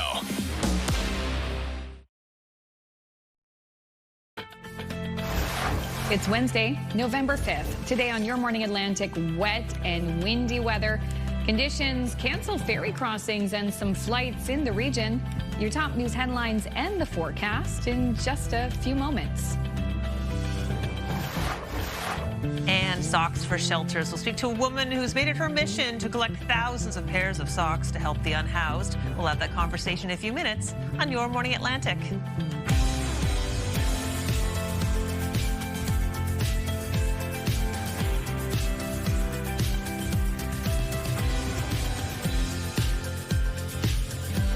Morning, 2 hours into our show, 1 hour to go, still so much more to come. We've been checking your text messages when it comes to our Move Morning Chat. If you're just tuning in, we're talking about that one song that you could listen to for the rest of your life. Like just one song. That's the only song you can pick to listen to for the rest of your life. So send us a text at 10400. We want to hear your opinion. We're going to share your answers later on in the show. Already starting to collect some, seeing a wide variety of options as well. Ooh. Latavia, we didn't ask you what song you would pick. It would be so hard because who wants to listen to a song over and over and over again? Like the only song? That's not the question. Yeah, the question I know. is you have but to I mean, pick one. the only song ever. Ever. You turn it on the radio, you have to hear the same. Yeah. But I would probably choose Back to Your Heart by the Backstreet Boys. Yeah, it's my favorite song from them, but it's a very sad song, so. It is. And not many people, if they were to pick a Backstreet Boys song, I think would pick that one. Oh, yeah. Absolutely. Like, I love all of their songs, but yeah, that's the one that literally just gets to my heart. Say in your case you get to pick two, a sad Backstreet Boys song and a happy Backstreet Boys song. What's the other my gosh. I think I'd pick We've Got It Going On. Okay. Oh, way back. Yeah. Yeah, one of the first ones. Oh, yeah. It's a fun one. That is a good one. Also going to throw out Earth, Wind, and Fire, September. Okay. Oh, that's a good one, too. Well, also Earth, Wind, and Fire, Let's Groove. Honestly, out of all the choices that you guys made earlier, yours was the best. Yeah. I'm like, I'd pick Toto, too. Well, it's not my favorite song, but it's like singable. No, and it's great. there. Any occasion comes on. You don't want it too intense because it's the only song that's ever going to be on, you know. Anyway, that's true. The debate continues. You could be singing in the rain. Indeed. Maybe. Yeah, well, we have sunshine over in Quebec, but we do have precipitation still tracking across parts of Atlantic Canada. Still seeing precipitation parts of Cape Breton Island, Prince Edward Island, as well as Newfoundland and Labrador. A cold start to your day, though, so keep that in mind. Don't let that sunshine fool you this morning. As of right now, 2 degrees as you head outdoors in Fredericton, 5 in Charlottetown, as well as into Halifax, 6 degrees in Yarmouth, 2 degrees over in Happy Valley Goose Bay, 1 in Gander, and 4 in St. John's. We do still have a wind warning in effect for parts of Newfoundland, as well as a coastal flooding warning in effect. Also seeing a coastal flooding warning for parts of Labrador, as well as a special weather statement.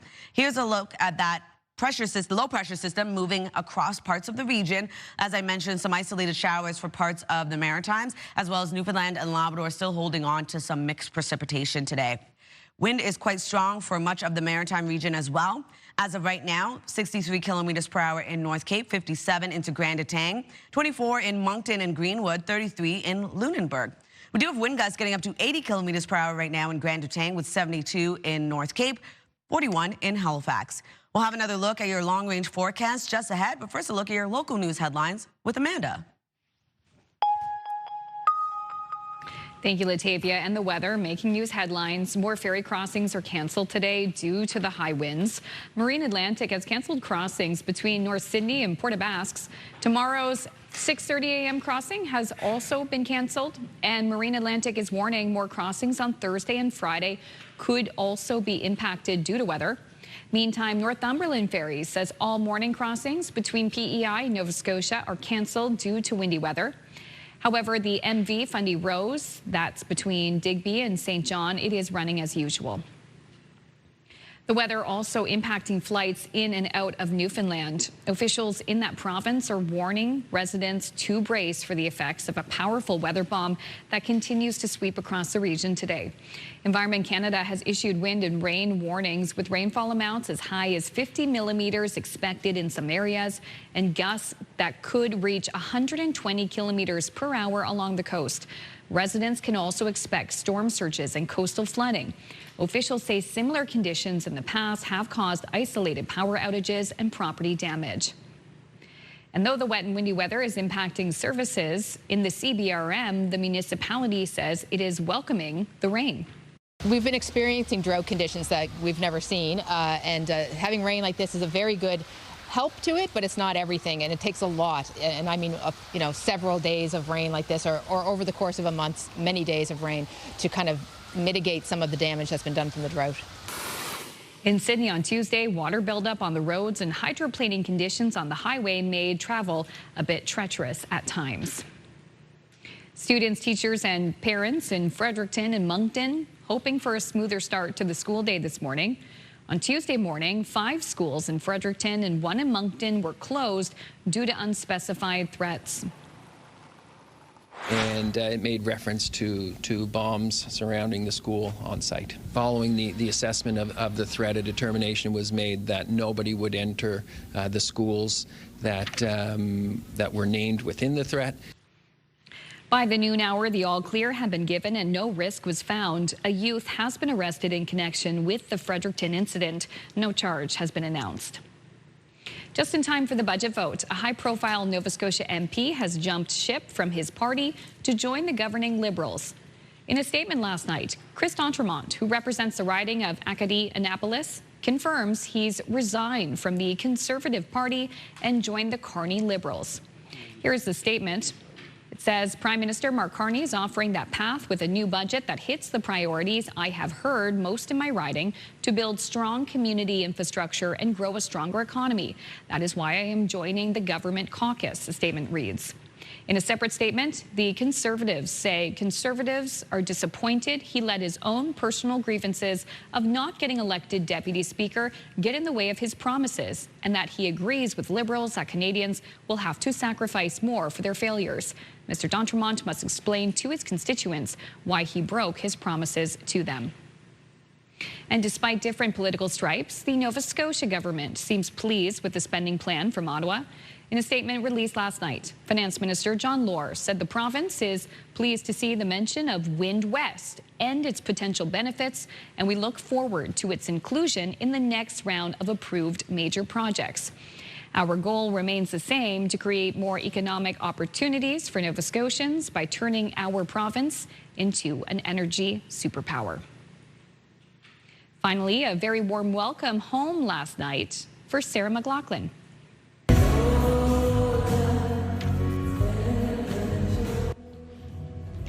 The Nova Scotia singer-songwriter performed at the Scotiabank Centre in Halifax last night. In a social media post, she writes, "The place where I started from. Thank you, Halifax."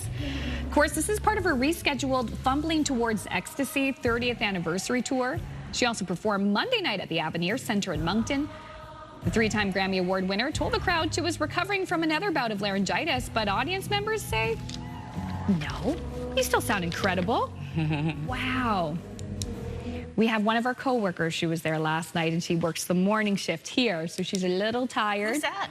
Natalie, our web team. Natalie's been at every concert in the world lately. Yeah. Oasis, Lady Gaga in London. I know. She travels for concerts, but she didn't have to go far for Sarah McLachlan. No. Amazing. That it looks like it was beautiful. Oh my gosh. All right, let's take a little free trip to Barcelona. Let's do it. One of my favorite cities. Now, if you don't like the idea of commuting, you maybe would get super scared if you checked out the ghost stations in Barcelona. So what these are abandoned subway stations on the metro system, celebrating the 100th year anniversary of the Barcelona metro system. They opened 2 abandoned stations. You can see, what I love is they just left them. This is what it used to look like back in the day. So you can tour, you can walk around. The trains don't run there anymore, so it's safe. Experts say they may have a haunted past, but in any case, they thought opening them up to the public like this and letting people walk around and enjoying the old, billboards and such was a way to just honor the city's past. Whoa. Very neat, right? Yeah, a little too dark for my liking, but it is well, cool. Free flashlight with tour. Yeah, I need like a big lamp. It's true. It's true. Yeah, but you have to walk with the lamp like this. No, I need like a big one. Yeah, so it's like use on like a foggy day. Yeah, like a lighthouse. Or a lighthouse, yeah. Like rent it from the film industry, like those big lights. Exactly, that's what I'm talking about. Yeah, exactly. Well, when we go, we'll make sure. Yeah, if I had to walk like this, it ain't happening. Like I'm not doing it. No. A blanket over you. That is deep. feet anyway. All right, still ahead on the show, warming feet and hearts. We will meet a woman who is putting her best foot forward to help shelters. Stay with us, Your Morning Atlantic. We'll be right back.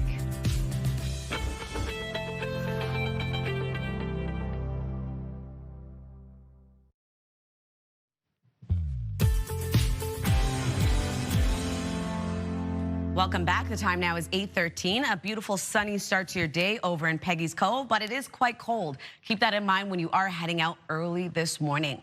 Weather is brought to you by the Atlantic Lottery mobile app. As you can see here, quite a cool start to the day across Atlantic Canada.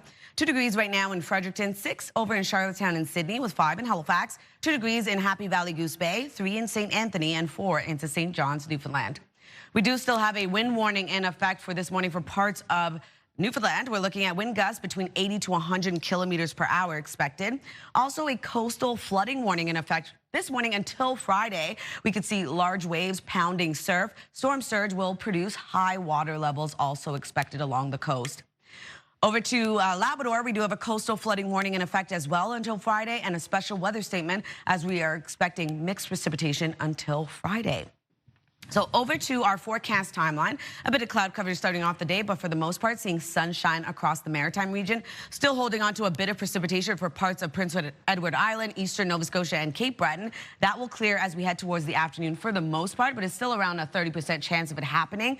And for Newfoundland and Labrador, seeing flurries and or showers across both those provinces. So mixed precipitation expected as we head towards this afternoon as well. Clouds clear, leaving more sunshine ahead, but we do have that precipitation still tracking across parts of the maritime region. And then into the evening hours, we do have another low pressure system making its way over. It will be bringing mixed precipitation across New Brunswick, also seeing periods of rain for much of the maritime region. That takes us into Thursday, so that's what our weather's looking like tomorrow. For our rainfall outlook, only seeing around 2 to 20 millimeters expected for the southern region of New Brunswick, light amounts across Prince Edward Island, and the heaviest for Nova Scotia will be around 10 to 20 millimeters. For Newfoundland, looking at around 2 to 5 millimeters of additional precipitation. For our snowfall outlook, we're looking at around 1 to 5 centimeters for parts of Nova Scotia, as well as 1 to 15 for parts of Labrador, only 1 to 5 in Corner Brook. Over to our forecast today for New Brunswick. Lots of sunshine across the province. We do have flurries and or showers expected into the evening. Highs between 8 to 10 degrees. For Prince Edward Island, highs between 8 to 9 as well. Mainly sunny skies. Showers move in across the island into the evening. Wind gusts of up to 50. And then for Cape Breton, eastern Nova Scotia, looking at a mix of sun and cloud for the most part, but we will be seeing some isolated showers early in the morning. That will clear, leaving wind gusts also getting up to 60. And then for the rest of Nova Scotia, lots of sunshine throughout your day. We do have rain that will move into this evening as well. And then for Labrador City, a high of 2 degrees, looking at scattered flurries across this part of the province. Also going to see 7 degrees for St. John's, Newfoundland, and scattered showers throughout your day. Here's another look at that system tracking into Thursday. We will be seeing a bit of clearing for parts of the maritime region into the afternoon, but then into the evening hours, early Friday, we start to see that system push out, but we have another one headed our way into Friday night, bringing mixed precipitation yet again. That's a look at your weather forecast. We'll throw things over to Amanda for your national and international news headlines. Thanks, Latavia. Keep the rain jacket handy. A big focus of the federal budget is not just on spending, but also cuts. CTV's Abigail Beeman has more on where they'll come from and the impact. In 1995, he presented his budget. The 1995 Liberal budget is remembered for its cuts. No accident. Today's finance minister referenced it, introducing his new plan. $60 billion in saving over 5 years. As expected, public service cuts topped the list. In a word, it's bad. It's bad for Canadians. The government plans to cut 16,000 jobs and hopes incentivizing early retirement, attrition, and voluntary leaves will shed another 12,000 for a total of 28,000 jobs by 2028-29. When Mark Carney and the Liberals ran, they talked about caps, not cuts. What happened to that? What happened to caps, not cuts? We are now seeing cuts, so they're walking that back. But no word on how much money the moves will save overall. No money is assigned to it, so that's a little bit vague and somewhat disappointing. The budget includes a breakdown of a further $22 billion in savings, including other cuts over 4 years. $5.8 billion saved by aligning RCMP disability benefits with the Consumer Price Index. A whopping $4.4 billion by dropping the price the government reimburses for medical cannabis benefits for RCMP and veterans from $8.50 to $6 a gram.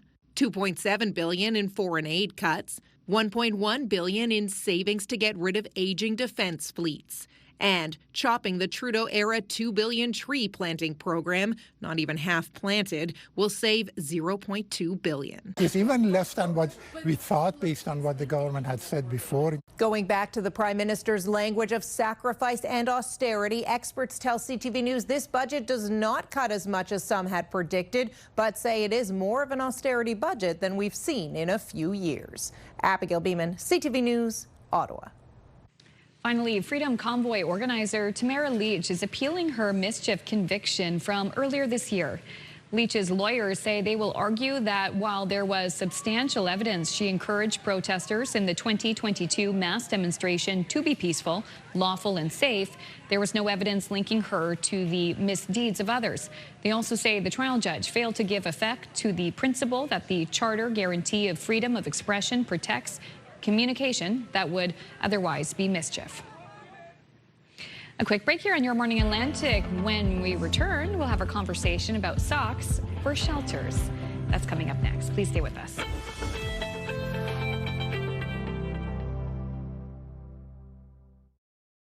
Move Mornings with Aaron and Peter. Weekday mornings on Move 100. The most fun in the morning. And home of the $1,000 minute. Only on Move 100 Halifax.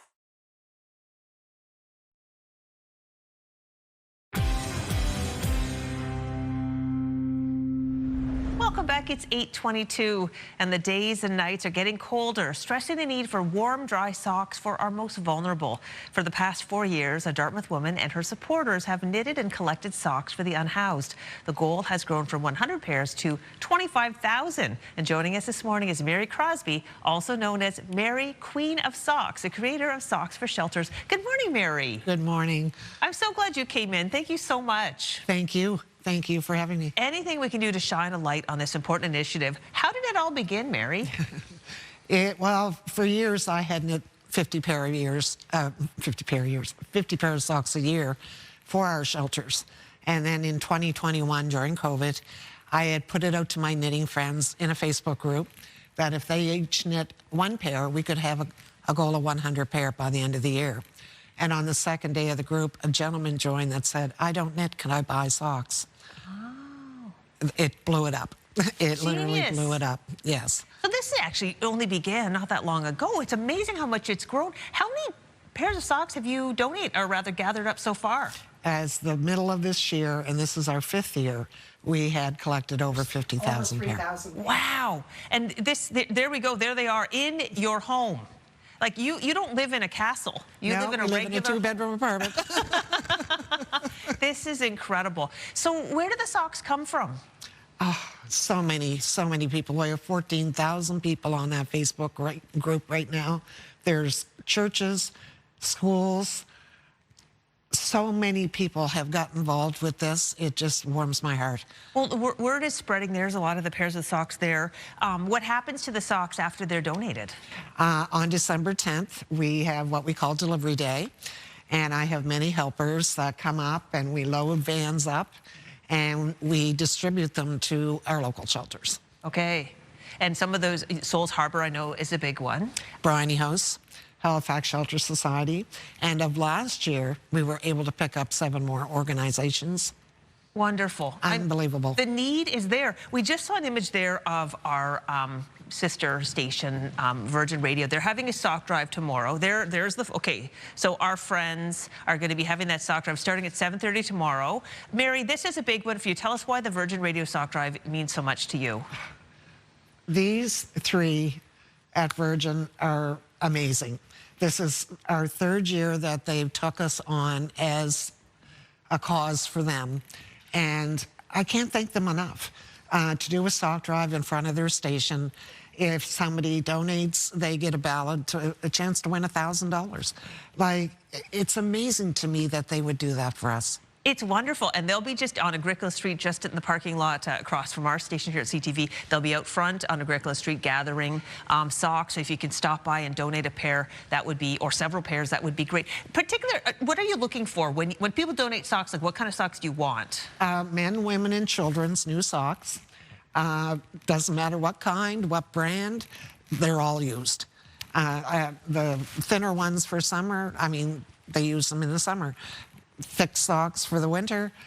Every sock is important.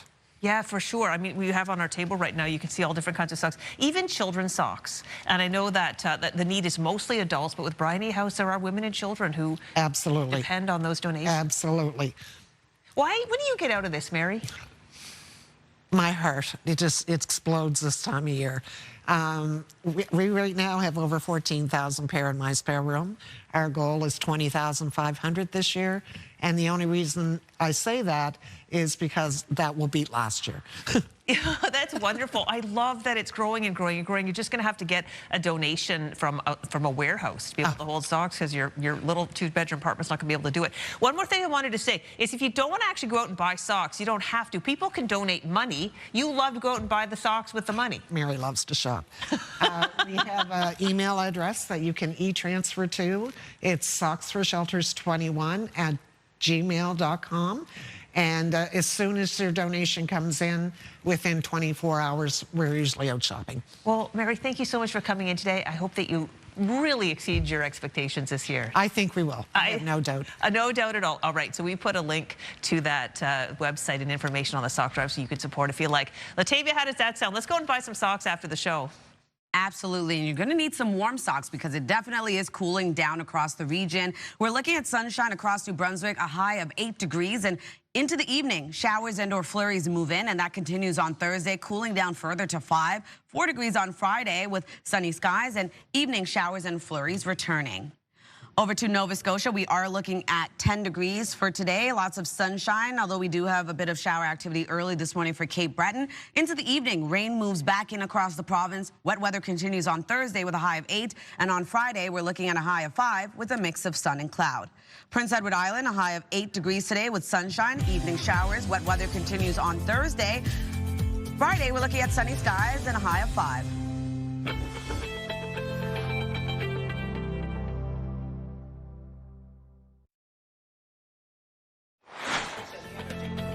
Still ahead this morning, a mystical experience. Crystal visits the Halifax establishment, recently named the best new restaurant in North America. That's coming up in 15 minutes on CTV's Your Morning Atlantic.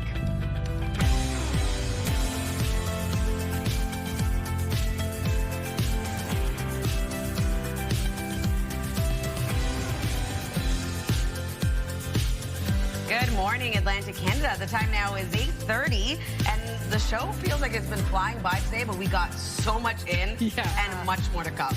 Yes, what a joy. Oh my gosh. Meeting people like Mary. I know. That's giving us hugs on the way out. I know.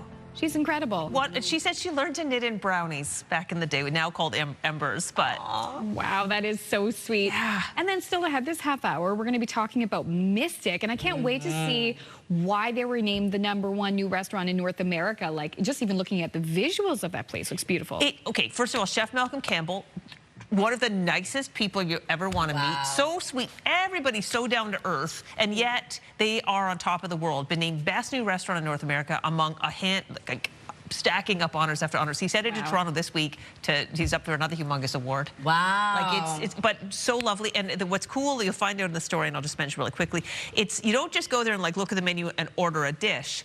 You get to pick your experience. That's cool. So when you get 8 courses, you just pick which kind of direction you want those 8 courses to go, and then Chef Malcolm Campbell and his team, they make it right in front of you, basically, and give you an experience that you'll never forget. That sounds great. Doesn't it though? Yeah. Perfect date night. Oh gosh, any special occasion. Oh yeah, for sure. Now we shot this on Friday when we had that big rainstorm, and it was, you could see, it was neat. You were pretty much in the storm, protected, but you could see it happening all around you. If we shot it today, it'd probably be a similar situation for some parts areas, of the region. Yes, absolutely. We are seeing sunshine for much of the Maritime region, well, but that's good. Not the case for Newfoundland and Labrador. As you can see here is a live look at Port de Verde. Wow. We're also seeing showers early this morning. That is expected to continue over in Newfoundland, looking at some scattered showers throughout your day. So something to keep in mind when you are heading out early this morning. Also seeing a bit of shower activity for parts of Nova Scotia and Prince Edward Island. A cold start to the day, though, so keep that in mind when you are heading out. -2 degrees right now in Edmonton, 2 in Fredericton, 6 degrees starting off your day in Charlottetown and in Sydney, 5 in Halifax, 0 in Labrador City, and 4 degrees into St. John's, Newfoundland. We do have a wind warning in effect for parts of Newfoundland as well for this morning. Wind gusts could get up to 80 to 100 kilometers per hour. Also a coastal flooding warning in effect for parts of Newfoundland and Labrador, as well as a special weather statement in effect as well until Friday. Here's a look at our satellite and radar. As I had mentioned, isolated showers early this morning for parts of the Maritime region. It's going to see mixed precipitation throughout your day for both Newfoundland and Labrador, and some strong wind gusts across the region. As of right now, wind picking up to 59 kilometers per hour for Grand Etang, 57 into North Cape, with 26 in Halifax, 46 in Canso, 30 in Sydney. Wind gusts getting up to 76 kilometers per hour in Grand Etang, with 67 into North Cape, 57 in Canso, and 54 in Sydney. We'll have one last look at your long-range forecast coming up, but first, one last look at your local news headlines with Amanda. Thank you, Latavia. And ferry crossings canceled today for a second day in a row due to the weather. Marine Atlantic has canceled crossings between North Sydney and Port aux Basques. Tomorrow's 6:30 a.m. crossing has also been canceled, and Marine Atlantic is warning more crossings on Thursday and Friday could also be impacted. And Northumberland Ferry says all morning crossings between PEI and Nova Scotia are canceled due to the windy weather. Meantime, the MV Fundy Rose between Digby and St. John is running as usual. And flights in and out of Newfoundland and Labrador also being impacted by the weather today. That province also warning residents to brace for the effects of a powerful weather bomb that continues to sweep across the region today. Environment Canada has issued wind and rain warnings with rainfall amounts as high as 50 millimeters expected in some areas, and gusts could reach 120 kilometers per hour along the coast. Residents can also expect storm surges and coastal flooding. Officials say similar conditions in the past have caused isolated power outages and property damage. Latavia will have more details in her last look at the forecast after our next break. Classes are resuming at 6 schools in Fredericton and Moncton this morning. This after a very different Tuesday morning. 5 schools in Fredericton and 1 in Moncton were closed due to unspecified threats. And it made reference to bombs surrounding the school on site. Following the assessment of the threat, a determination was made that nobody would enter the schools that were named within the threat. By the noon hour, the all clear had been given and no risk was found. A youth has been arrested in connection with the Fredericton incident. No charge has been announced. Just in time for the budget vote, a high-profile Nova Scotia MP has crossed the floor to join the governing Liberals. In a statement last night, Chris D'Entremont, who represents the riding of Acadie-Annapolis, confirms he's resigned from the Conservative Party and joined the Carney Liberals. Here's the statement. Prime Minister Mark Carney is offering that path with a new budget that hits the priorities I have heard most in my riding: to build strong community infrastructure and grow a stronger economy. That is why I am joining the government caucus, the statement reads. In a separate statement, the Conservatives say Conservatives are disappointed he let his own personal grievances of not getting elected Deputy Speaker get in the way of his promises, and that he agrees with Liberals that Canadians will have to sacrifice more for their failures. Mr. D'Entremont must explain to his constituents why he broke his promises to them. For more on the federal budget and its efforts to offset tariff impacts, we bring in CTV's Scott Hurst. Scott, the Carney government's budget, it's set to bring some relief for Canadian companies impacted by U.S. tariffs. What can you tell us about that? Good morning, Amanda. Billions in new spending to counter the economic attacks that are coming from the White House, but a lot of it a long-term bet. And some of the supports, the industry-specific supports already announced as the U.S. trade war we're seeing is taking a significant toll on the Canadian economy. Industries are seeing their markets shrink and job losses are adding up. The Liberals are pushing the budget as a way to combat Donald Trump's economic attacks with pro-business measures, it says, are meant to spur productivity and stimulate the economy with billions in spending. Here's more from one steel facility in Ontario talking about the hardship right now due to the ongoing attacks from the U.S. Trump administration.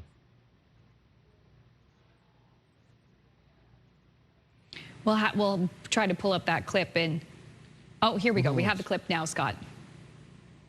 It's been pretty difficult. I mean, from the being competitive is quite nearly impossible right now. Purchasing material, the prices of material are just gone through the roof. Profit margins are low, very low right now. It's definitely been tough. It's been tough. Competitive. For sure, for sure.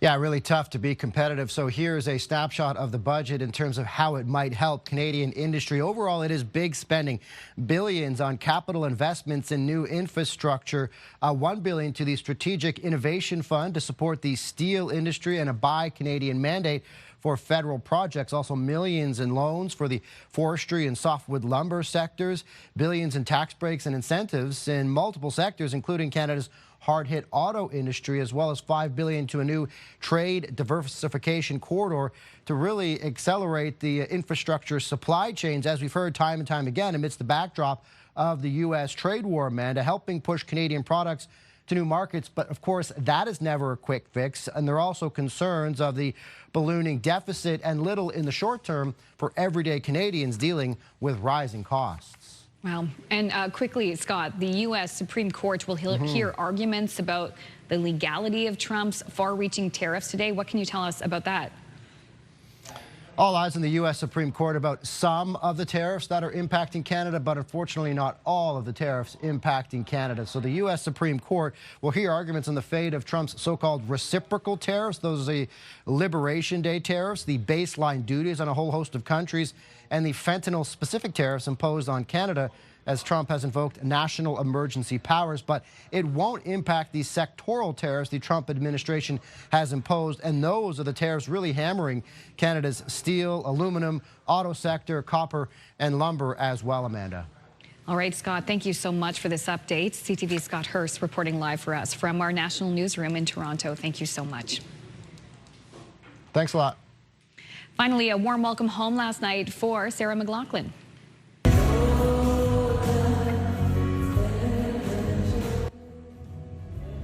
The Nova Scotia singer-songwriter performed at the Scotiabank Centre in Halifax last night. In a social media post, she writes, "The place where I started from. Thank you, Halifax." And of course, she also performed at the Avenir Centre in Moncton on Monday night. For more on community events, we go over to Latavia with the community calendar. Thanks, Amanda. In Moncton, you can actually attend the Crafts and Baking Market Saturday, November 8th from 8:30 a.m. until 2 p.m. Head over to the Mountain View United Church to enjoy tasty treats and shop local crafts. Head over to their website for additional details. And there will also be a celebration of Island Fiddle and Dance this upcoming weekend in New London. Come out and see Richard Wood's Celtic Rhythms in Motion. The show will take place Saturday, November 8th at the New London Community Complex at 4:30 p.m. For tickets, you can head over to the website on your screen. And the Verve Fine Craft Gallery is a new showcase in Halifax that will feature exceptional contemporary and traditional fine crafts from regional artists. You can shop quality ceramics, glass, and tiles. For additional information on the grand opening, head over to their Facebook page, or Instagram page rather. And if you do have an upcoming event, please send us the details, Your Morning Atlantic at ctv.ca. We'd love to promote your event. All right, we'll be right back after this break. Time now, 8:41.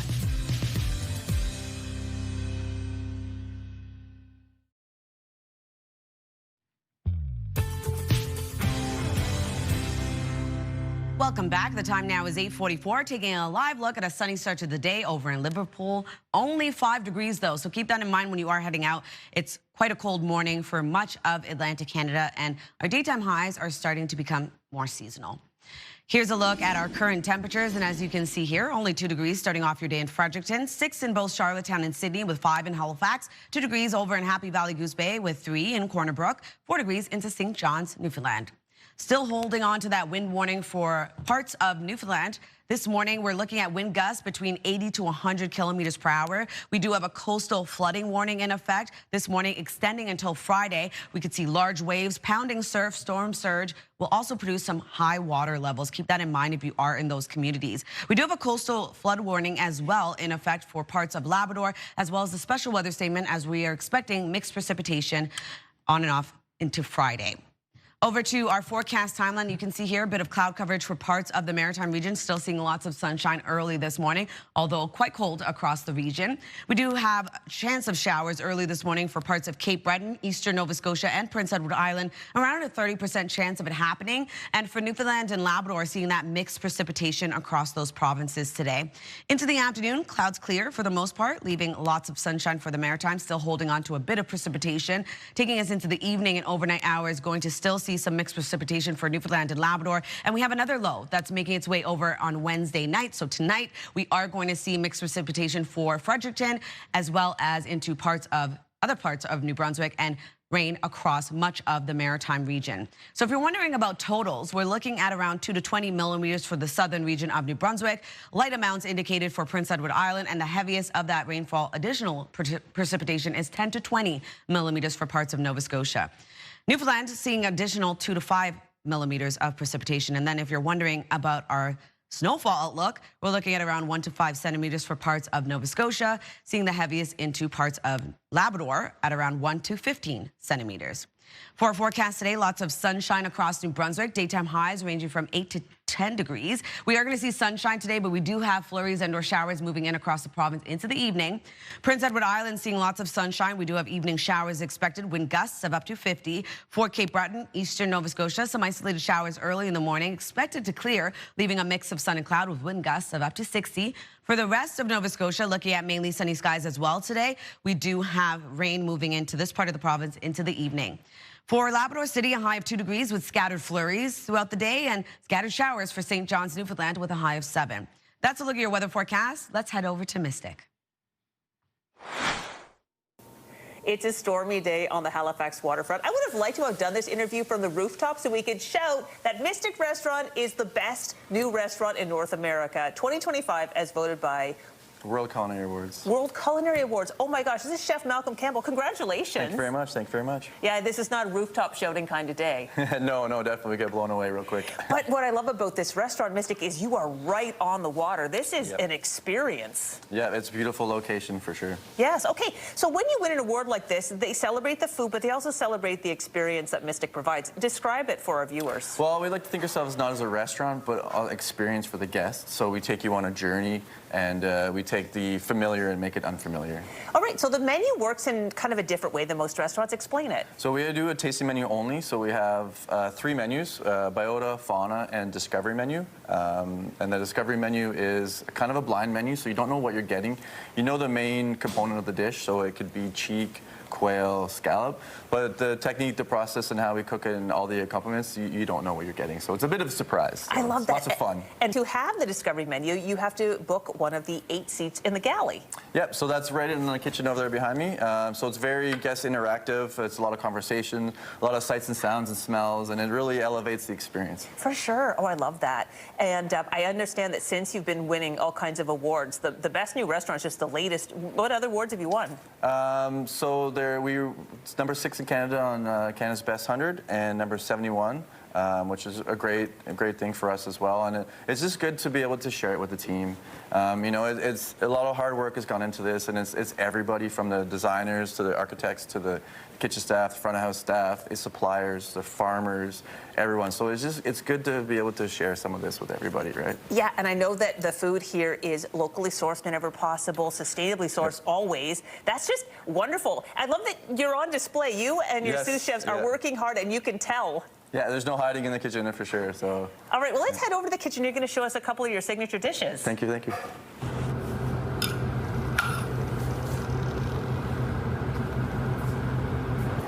Holy moly, these are things of beauty, Malcolm. What do we have here? Okay, so for here we have 2 dishes. We have our wolf fish, which is land raised, sustainable, and then we cure it. We put a crab mousse, we kind of roll it, and then we'll cook it again, and then we'll roll it in brioche, and then just finish it in the pan. Some Nova Scotia crab meat as well. We have some pickled fennel, some crab crackers, some kombu, and a little bit of crab hollandaise here. It is beautiful. We have some shots going on now of Paul catching you and Sam, your sous chef, working hard in the kitchen to create this. It is, you're talking about taking ordinary ingredients and making them extraordinary. You wouldn't even guess that was fish. It just looks like a beautiful bouquet. Yeah, it's part of the surprise too. Yeah. And the word I'm using a lot lately is fun, and we're just, at the end of the day, we're having a lot of fun doing this, and it makes the job so much more enjoyable. Is it fun for you? Yes, this is definitely Oh my gosh. Being creative and just the guest satisfaction and seeing people happy. This is what it's all about. Oh, yeah. Okay. This is beautiful. Talk about fun. It's like there's a party happening. It's like it looks like a party. Yes, definitely. So this is our, again, Nova Scotia lamb. So we do it in 2 or 3 different ways. So we have our lamb shoulder, which is slow cooked and rolled back together again. We have our confit lamb rack there. A bit of kombu crackers, some glazed endive. We use goldenrod and black honey with some butter for that. Also local ingredients. So instead of using lemon, we try to use a goldenrod vinegar, which we have right here. And it's just vinegar and goldenrod, and usually the best 6 months is probably the good spot to use it, and it gives it a little bit of citrus. So in your free time, you're out picking goldenrod and yeah, my other sous chef Cam, he does a lot of the foraging for us as well. And foraging? It's very fun. Okay, so this is the fun thing. You can eat here, which is an experience in itself, but you have some fun dinners. Like, for example, you had a tuna dinner recently. Yes, we did the tuna dinner. We did 3 of them in total, and that was amazing. So tunas are just majestic animals, so we try our best to use the entire product. We have a crane on the back of the deck, and we pull it off the boat, put it in here. Very guest interactive, and we just break the whole tuna down right here. We let the guests come, and you can scrape some meat off the bones, and then the entire dinner is obviously based off, each course is tuna all the way through, and it's such a fun night, and the guests just have a great time. And there's a wine dinner coming up. How does that work? So normally everything gets paired with the food. So we're going to flip the script a little bit. So we're going to let Sam, our sommelier, he's amazing. I think he's one of the best in Canada. He creates the wines that he wants to use and do, and then it's our job to match it with the food. So it's a surprise for the guests. So much surprise. All right, well, if you want to make a reservation, now's a good time because it's not as busy as the peak season, which is great, but still busy. And we put your the website on ours to make it easy for people to find. I'd love to try your delicious dishes. Okay, so this is the lamb. That's the lamb shoulder there you're digging into. Oh my gosh, it's like melts in your mouth. Wow. Holy moly, that's good. Just so many layers of flavor in one little bite. Yep. Thank you. Thank you very much. Okay, one more thing. Yes. This is the wolf fish. Wolf fish. And we roll it into a ballantine. So ballantine is the shape, and then we cook it a few different ways. So it should be nice and light, flaky, meaty. Get some of the crab coming through. Holy moly. Okay. Of the 2 dishes, this was my favorite. They're both good, but this is one of the best things I've ever eaten in my life. Seriously, thank you so much, Malcolm. All right, we put all the information on our website. You can try it for yourself. Yum, yum, yum. Okay. Bye.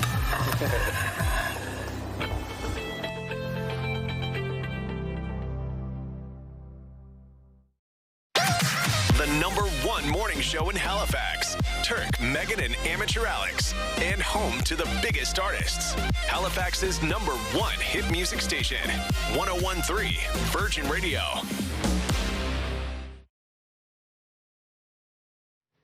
Welcome back. It's 8:56. We're so excited to share the answers to the Move Morning Chat. We've received so many text messages, especially some ones from some new viewers. So thank you so much. Yes. So we were asking if there was one song that you could listen to, only like one song for the rest of your life. What would it be? And this is what you had to say. Okay, Diane from Rishabakto says, Ahead by a Century by the Tragically Hip. Nice. What a great choice. Chris in Dartmouth says, Save the Children by Marvin Gaye. Oh, classy choice. That is a very classy choice. Nancy says, this is fun. Come and get your love. Oh, that's a good one. I could do this one too. Yeah, by Redbone. That's a good tune. Nicole from Fredericton says, Hallelujah, but sung by Bon Jovi. That's powerful stuff. Very nice. Valerie from Glace Bay texts Piano Man by Billy Joel. That's that tells a story right there. I like that. Lisa from Middle Sackville, Go Rest High on the Mountain by Carrie Underwood. Oh, I love Carrie Underwood. Yes. So good. Sherry from Dartmouth, Bridge Over Troubled Water by Simon and Garfunkel. Oh, that's a good one, too. Powerful. Classic. And finally, John from Fredericton, More Than a Feeling. Okay, that one. That's a good one, That's too. a good one. Oh, my It makes you goodness. feel so good, tingly almost, like when it plays. Oh, yeah. Great choices, everybody. Yeah. No one said Who Let the Dogs Out by the Bahubs. Surprise. Wow. I know. Vicky says that's her vote for it. I believe so. My gosh. Thank you to everyone who texted. We'll see you again tomorrow, bright and early, 6 a.m. It'll be Thursday. Enjoy your Wednesday.